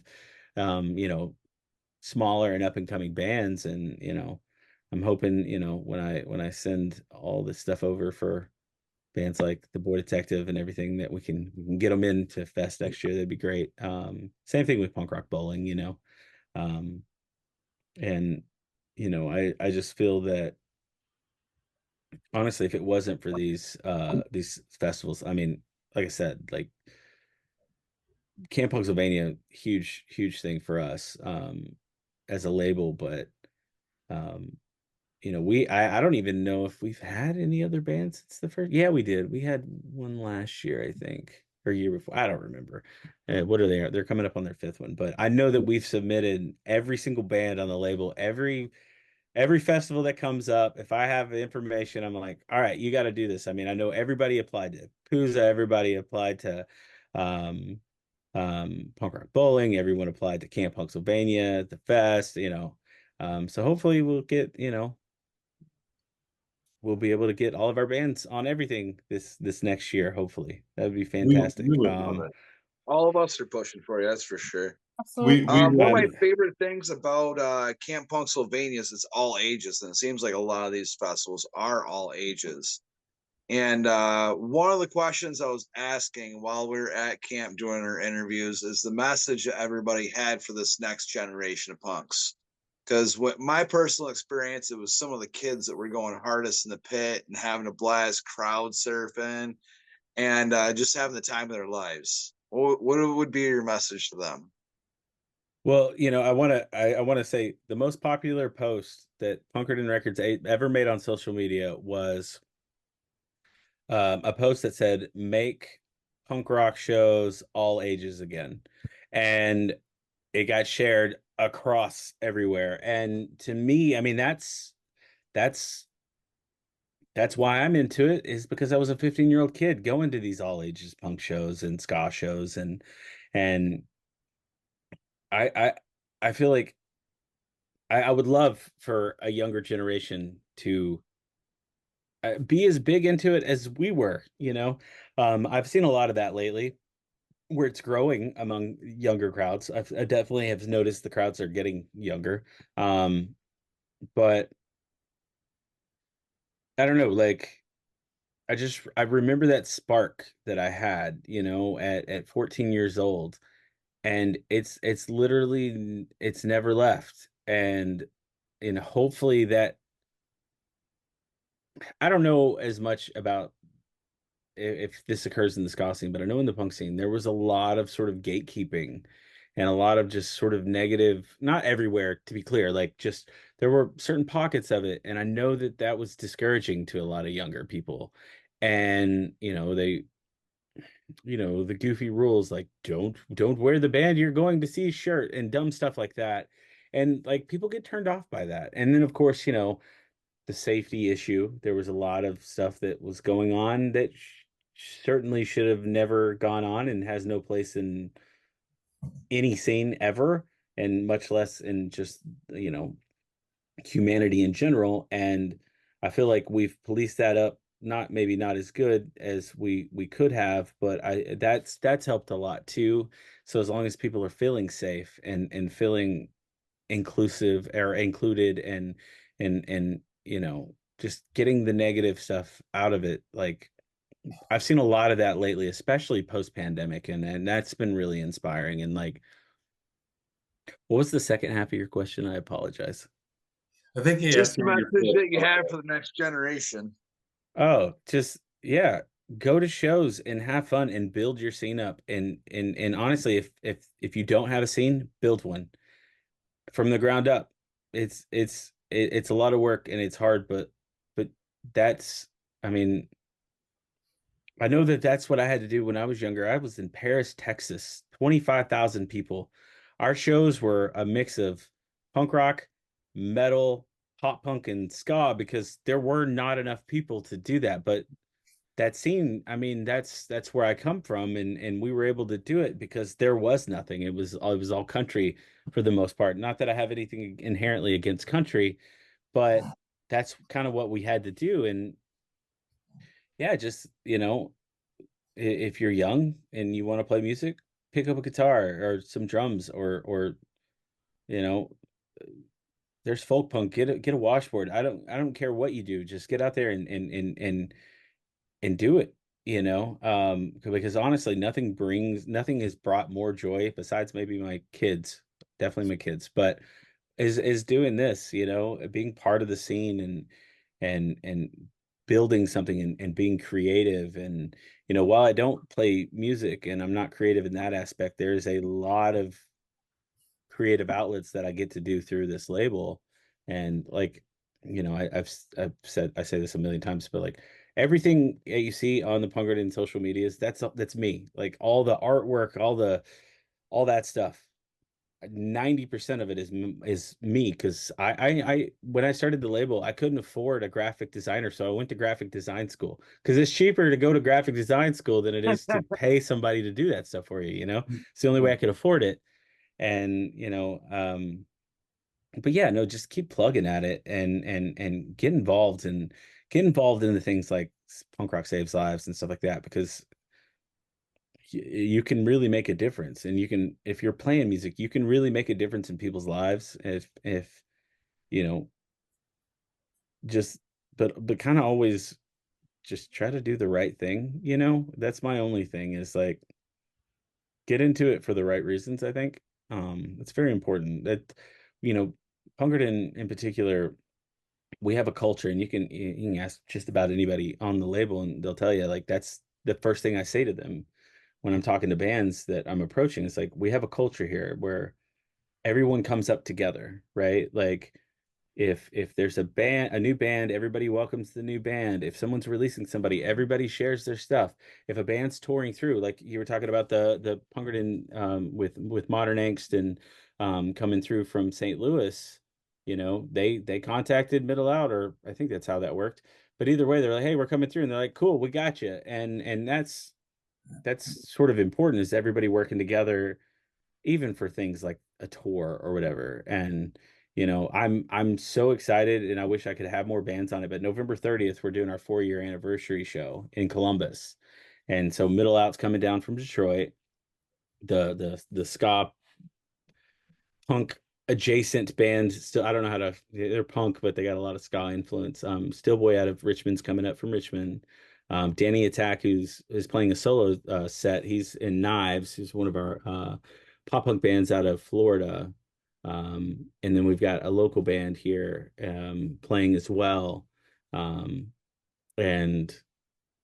to kind of celebrate 4 years. And I'm excited about that because I never thought that we would make it to that, like that was never anything that I intended to happen. And yet here we are. And I tried to get the Boy Detective to come, but they had other things that they had to take care of, unfortunately. But I think half the members are coming too. So if anybody listening is not doing anything November 30th, we would love to have you in Columbus for our anniversary show.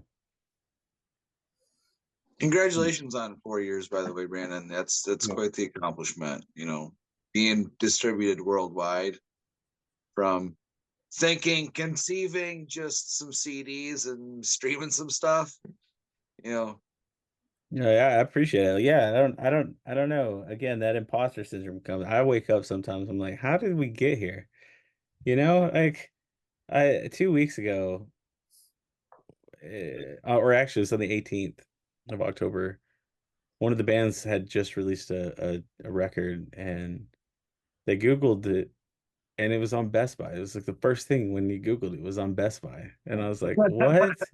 Like I knew it was coming. I worked my butt off all summer, trying to get all this done. And I mean, inventorying everything I've ever released, and you know, cataloging things that a certain way that I had never done before, and a million other things. And I really did. I worked my butt off like I never have in my life. And there was all these hiccups. And then of course we're still in the middle of releasing, like at that time, like I had like 5 releases that I was working on. And but it was pretty awesome to see that, like Best Buy, like really, like that is I don't amazing. know. That was cool to me. Like, I don't know, because like I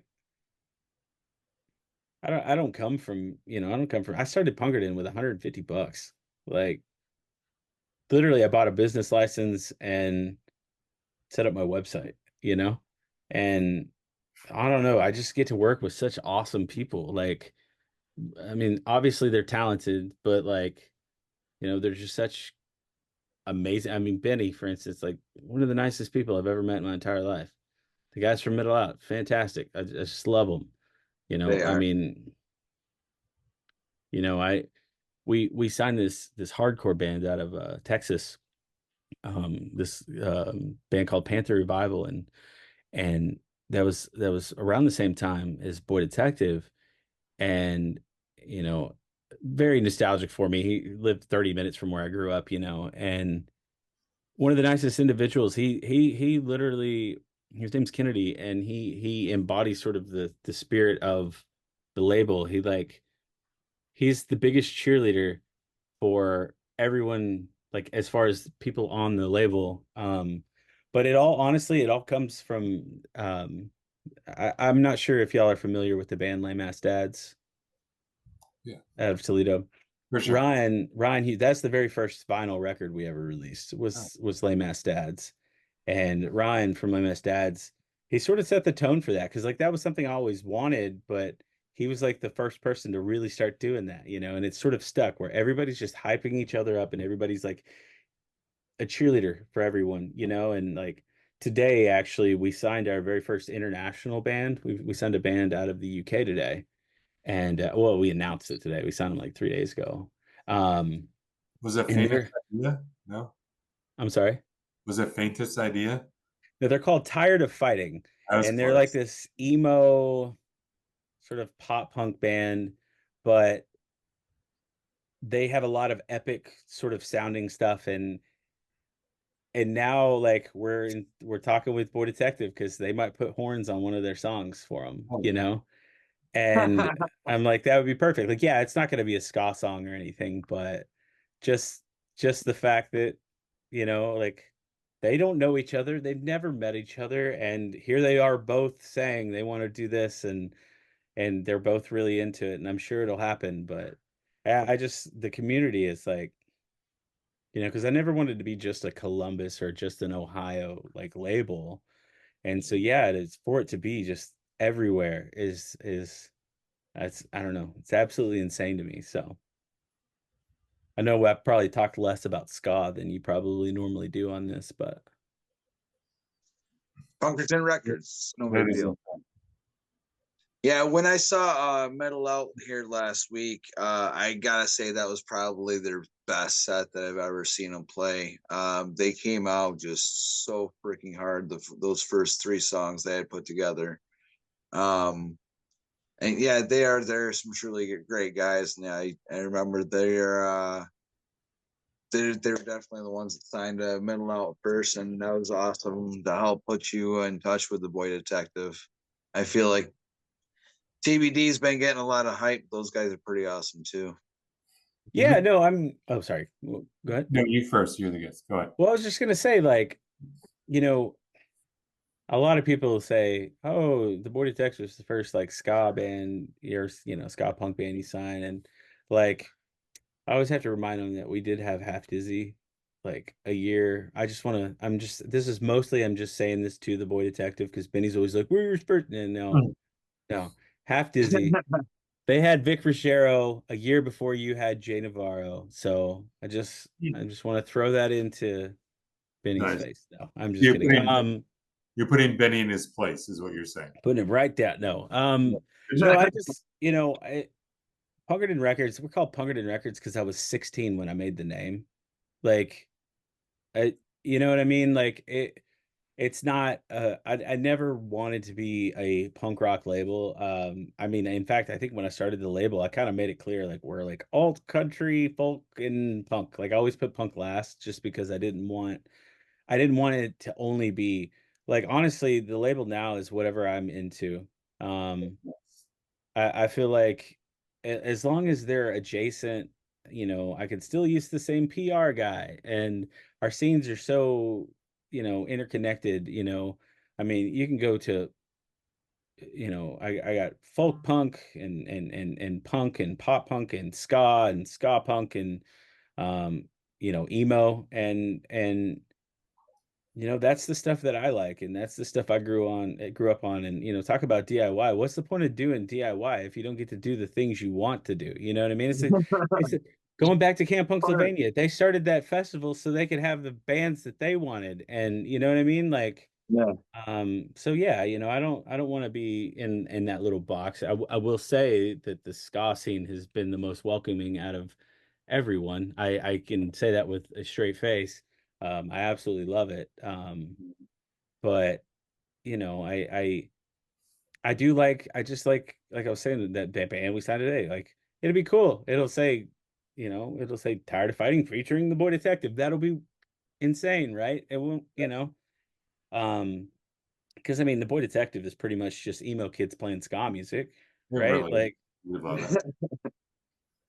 so We've no, had that discussion maybe once or 10 times. Or yeah, every episode, it's all right. Hey, Brandon, you've been around with a lot of your bands, right? yeah. We have this thing called Shenanigans where we like to find out maybe a crazy, a silly, a traumatic tour story or a show story. Do you have something that qualifies in that? Can you tell us a story that was either silly, funny?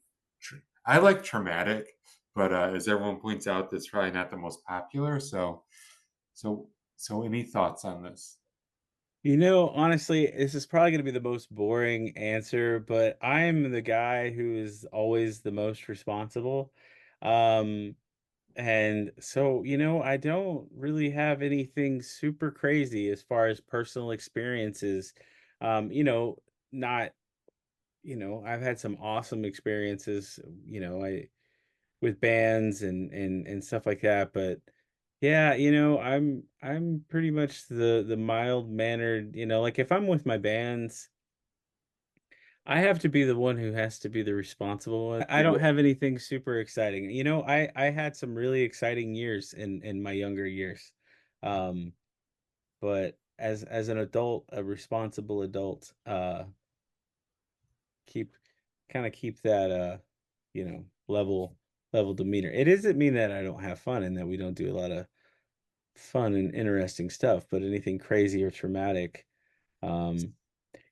honestly, the craziest thing that has ever happened to me at a show is, I don't know if anybody's familiar with Dallas, but when I was a kid, and this is why I avoid a lot of this stuff, is there was this crazy, crazy stabbing at this place called the Red Blood Club down in Dallas at this punk rock show. That And seems a little bit like traumatic. oh, If you it was very, but it wasn't any, none of my, no band that I was working with was involved, but it was very, very disturbing. Like three dudes got stabbed and it ended up closing the club down. And so I think I was probably 21 at the time. And so from that point on, I was like, you know what? I'm gonna stay away from any of that stuff, just keep the chaos and the craziness. I see a That's- lot of stuff, but I'm usually the no fun guy. You know what I mean? And that's okay. I'm okay with that. Um, I'm the one who has to say, hey guys, y'all should probably not do this. Okay, this will go back. So Benny was talking about when he's playing all these shows, Benny has never set foot on a stage before. Correct.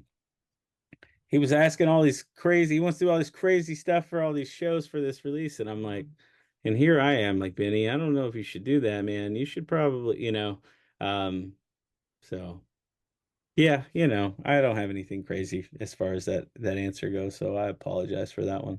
No, you were good. But he really hasn't stepped foot on stage. And I love that about him. Like Magic Bag in Detroit is kind of a medium-sized venue. So it has the thing where like, ooh, the band is over here and you're over here kind of thing.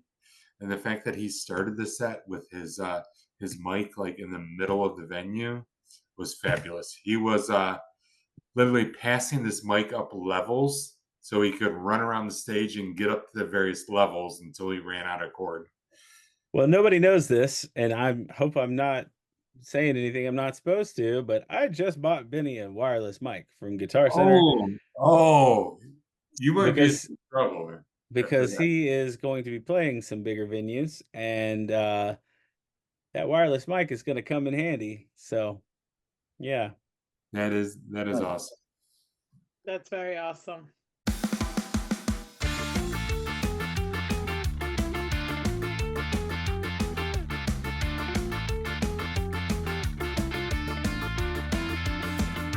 The glass is busted out as far as any I can see, but the party must go on until the carpet's come for me from door.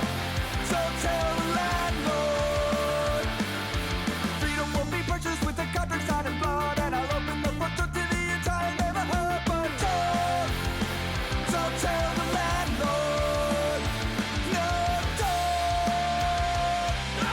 What can I say? Don't tell the landlord that rent is due today.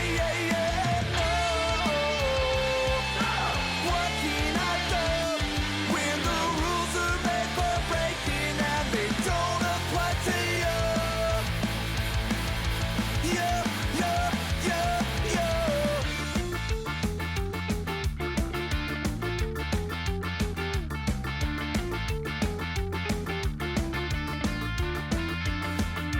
Line run in the sand and the tide is rolling up, completely devastated by the wreckage in this world. But don't tell the landlord. He tell you that it's fine while he's stealing from the fight. Yeah, he tell you they're fine if you keep your ass in line. But don't tell the landlord. No, don't. What can I say? Don't tell the landlord that rent is due today. No. What can I do when the rules are made for breaking and they don't apply to you? No.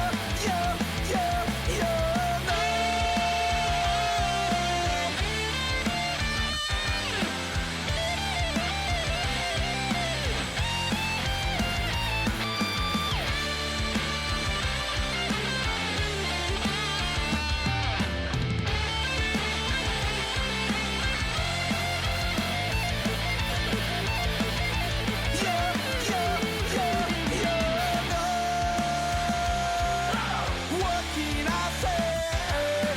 Don't tell the landlord that rent is due today. No. What can I do when the rules are made for breaking and they don't apply to you?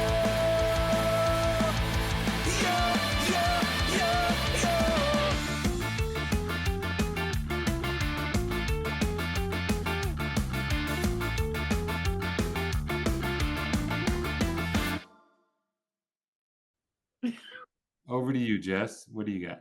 I'm gonna play a little game of categories with you, which is not like categories. I'm just gonna pick a couple random questions to ask you just for fun. Okay. So My pretty first- much is like categories then.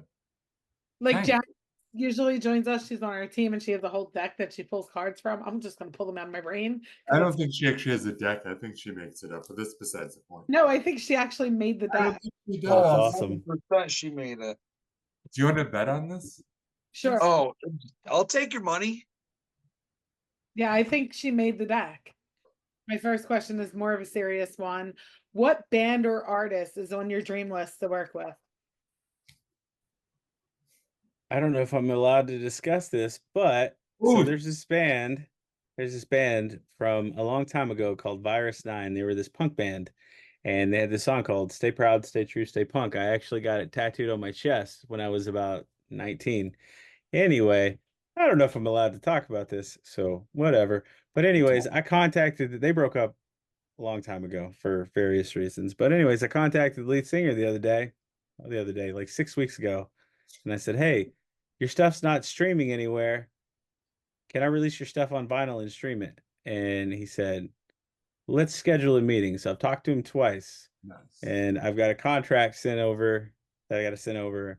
But yeah, that's who I want to work with. There's a band called Virus 9. I know they're not together anymore, so it may not technically count, but it's one of the most influential bands of my entire life, and it's more of a vanity project because, again, they don't tour, so that's not like there's going to be selling records on the road. But I would just die if I could, release their records. So That's awesome. That is awesome. Very awesome. We're actually seeing Check that one off the bucket list. Are you going to talk about the Ready Men right now? of Scott? course. Is that what you're about to do? And have you heard Yes. of the men out of, I think it's Eugene, Oregon?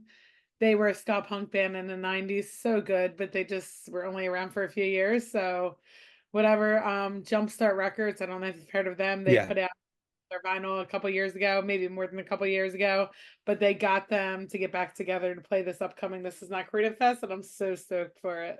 No, that's awesome. Yeah, this other band is from Oregon, actually, that I was just talking about. So that's funny. Come out.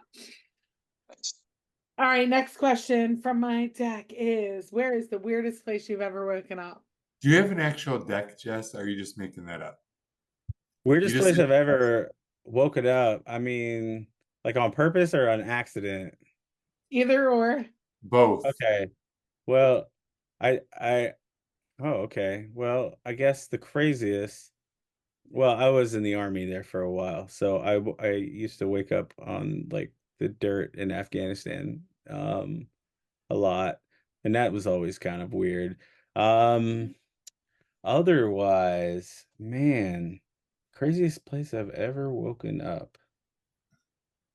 I fell asleep on a bus once, and I woke up like 90 miles away from where I was actually supposed to. That was in Texas, and I don't remember the small town, but I know that I had to figure out. I was like 18, and I had to. Yeah, that was kind of weird because I was freaked out because I was 18. We didn't have like GPS and stuff, So Yeah. Or something. Surprise! You're in the middle of nowhere, Texas. yeah, no, I was like, yeah, I was Have like a good 90 night. miles away from my home. I was like, oh, this is awful. I was panicking. Yeah. All right, I got one. I know. Do you Wait. have any tattoos that have not aged well? Yeah. I not ashamed to admit that I have an anti-flag tattoo. Oh. We might not Yeah. be able to air this episode Yeah, now. that has not aged well.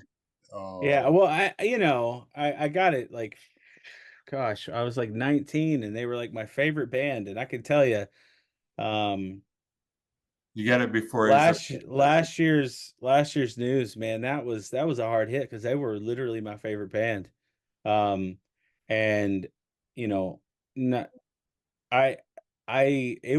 there was a lot to come to terms with, obviously my heart goes out to the victims. Yeah. But my heart goes out to everybody else who puts so much into them too. You know what I mean? Like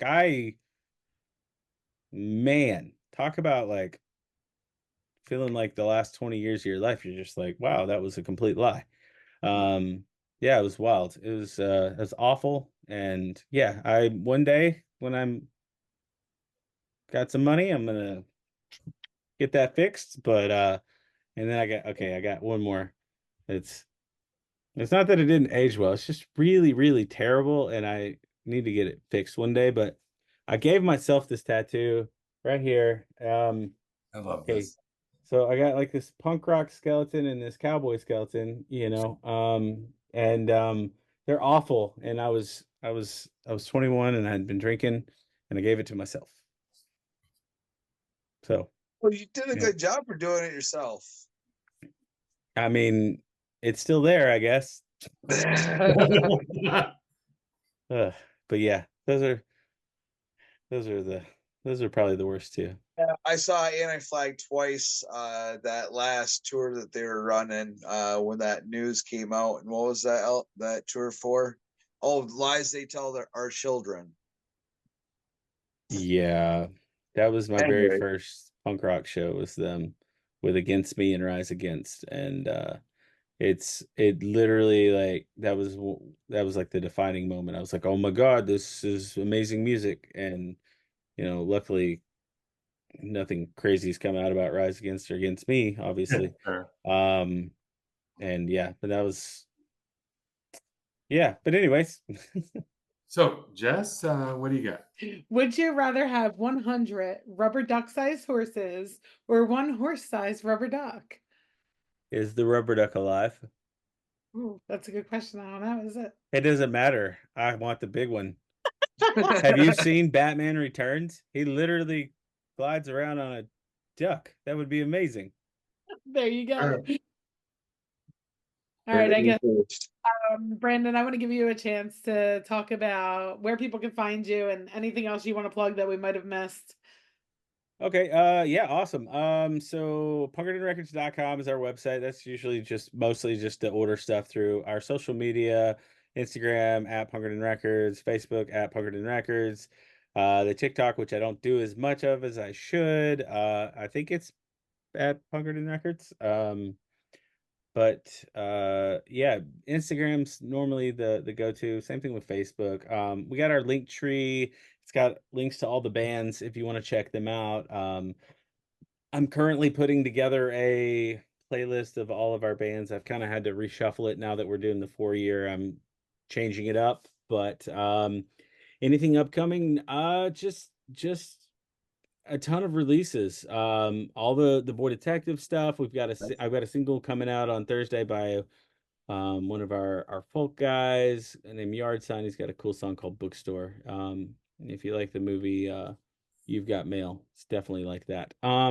Anyway, let's see what else. Yeah, just all the stuff with the Boy Detective mostly. That's sort of the big focus right now. And then, of course, our 4-year anniversary is coming up. December 10th is technically the 4-year anniversary, but we got our show in Columbus, Ohio. It's Space Bar on November 30th. So if you're around that area, it's going to be a lot of fun. And I guess that's probably it. All right. Well, congrats on the 4 years. A lot of businesses, it's their first year. I'm sure you know that. So it's a huge accomplishment, and it looks like you're headed in the right direction. We're happy to have you on. No, thanks for having me. I really appreciate it. And especially not being like a through and through ska kid, as it were. No, I appreciate you giving me the chance to hang out. And to be clear, I really, really like ska. Like, I just don't have a lot of ska bands on the label. Yeah, like I Boy said- Detective. So you were good in our eyes, just so you know. Matt Wixon. We haven't talked about Matt Wixon. Isn't No, he? we didn't. We like Matt Wixon was also on our show. hard And too? he's got an album with you, or 45, right? He did a digital single. Yeah, I back in like 2008 is when I discovered some of his music. I think it was before I ever even joined the army. And I was thinking about bringing back the label or something. I was in a really crappy punk band. I remember I sent him some demos back then. They were awful. but yeah, I ended up, we were like MySpace friends or something. And MySpace friends. yeah, way back in the day. And then I joined the army, and he had this song that he sort of redid, and here I am literally in the army, and it was about militarism. That was I think it was like a, oh my god, Phil, oh gosh, what was the song? I can't remember off the top of my head. But yeah, and then I remember I talked to him a little bit when he was doing the Matt Wixon's Flying Circus stuff. I was deployed when that came out. And then yeah, I didn't speak to him for a little while, and then I don't know, I guess it was my first comp I ever did. He he put a country song on there. Yep. It was that was, yeah. So I guess technically I've released 2 of his songs. Nice. There you go. So Maybe you more. We understand the whole thing where you talk about boxing yourself in, because sometimes like we listen to a lot of punk as well, and we're like Skagazine, it all has to be ska, but it really doesn't. There's a lot of crossover, so you sure about that? I mean, Ska is in the name. it doesn't matter. Well, I'm not a band, so Yeah. there you go. There is crossover, and we love it all. I But the ska- mean, well, look, listen, in all fairness, like I said earlier, I mean, we got like one of the coolest 7 inches of the last decade coming out in Agreed. ska, like in like 2 weeks. So like, I feel like that's enough cred, right? Maybe, I don't know. Maybe good. it sucks. Maybe I actually don't know anything about ska, and it's an awful, No, awful 7 inch, and like, it's not awful. I bought 4 of them. did you really? Did you no, get I'm really confused stoked. again? I'm really stoked.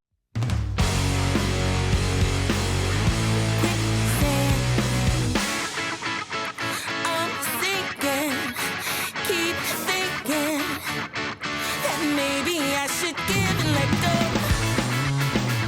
I'm deep in the deep end. Will I drown? That all depends on you. You're a quagmire that I stumbled into.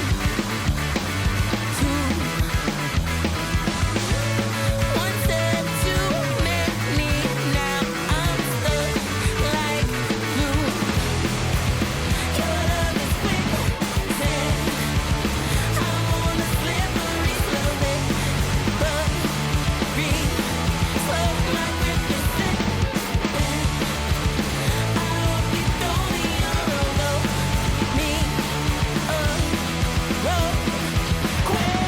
Quicksand, quicksand, quicksand.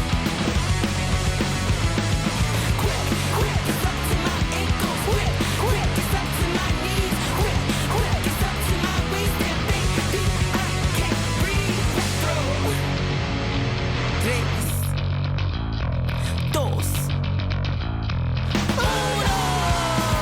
Should've known you were dangerous. A red flag, I'm gonna warn everyone if I make it back. And if I don't, I'm just gonna fade to black, fade to black, fade to black.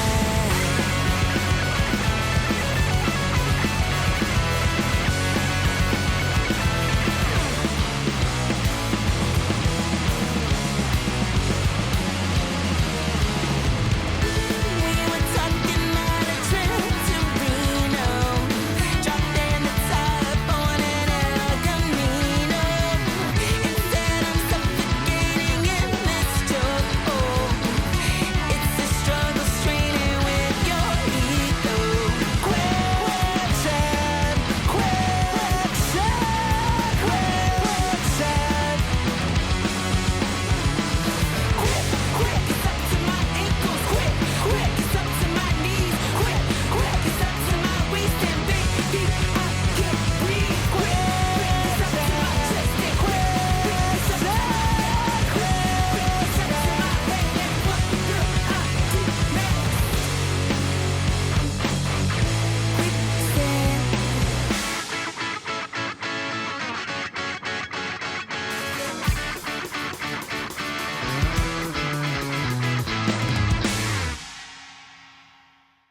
In closing this up, Brandon brought up the taboo of the whole like wearing the band T-shirt to go to the concert.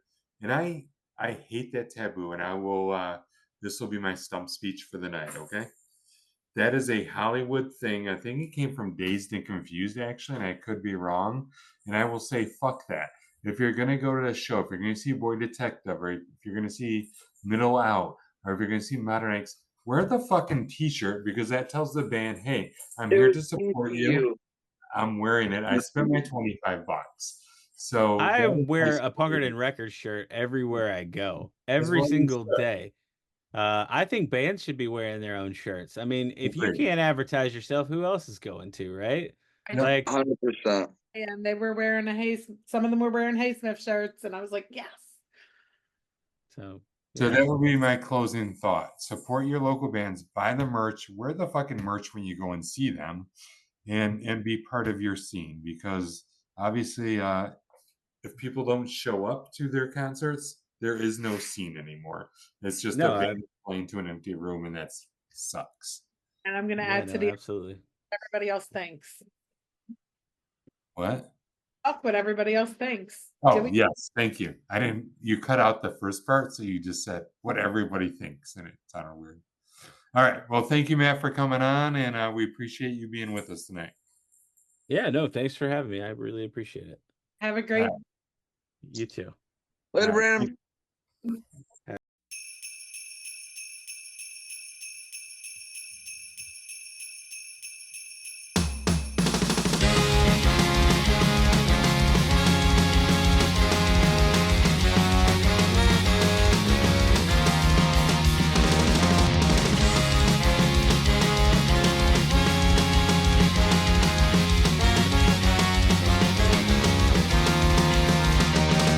This room's so cold, but I don't have the strength to get up and walk across the room. But even if I did, I couldn't pay the bills, so I'll just watch the black slowly creeping up my hands. I didn't need those 3 fingers anyway. Merry Christmas, my dear. I hope that you're happy wherever you are. Singing carols so far away from here. You're opening presents. I'll be opening another bottle of holiday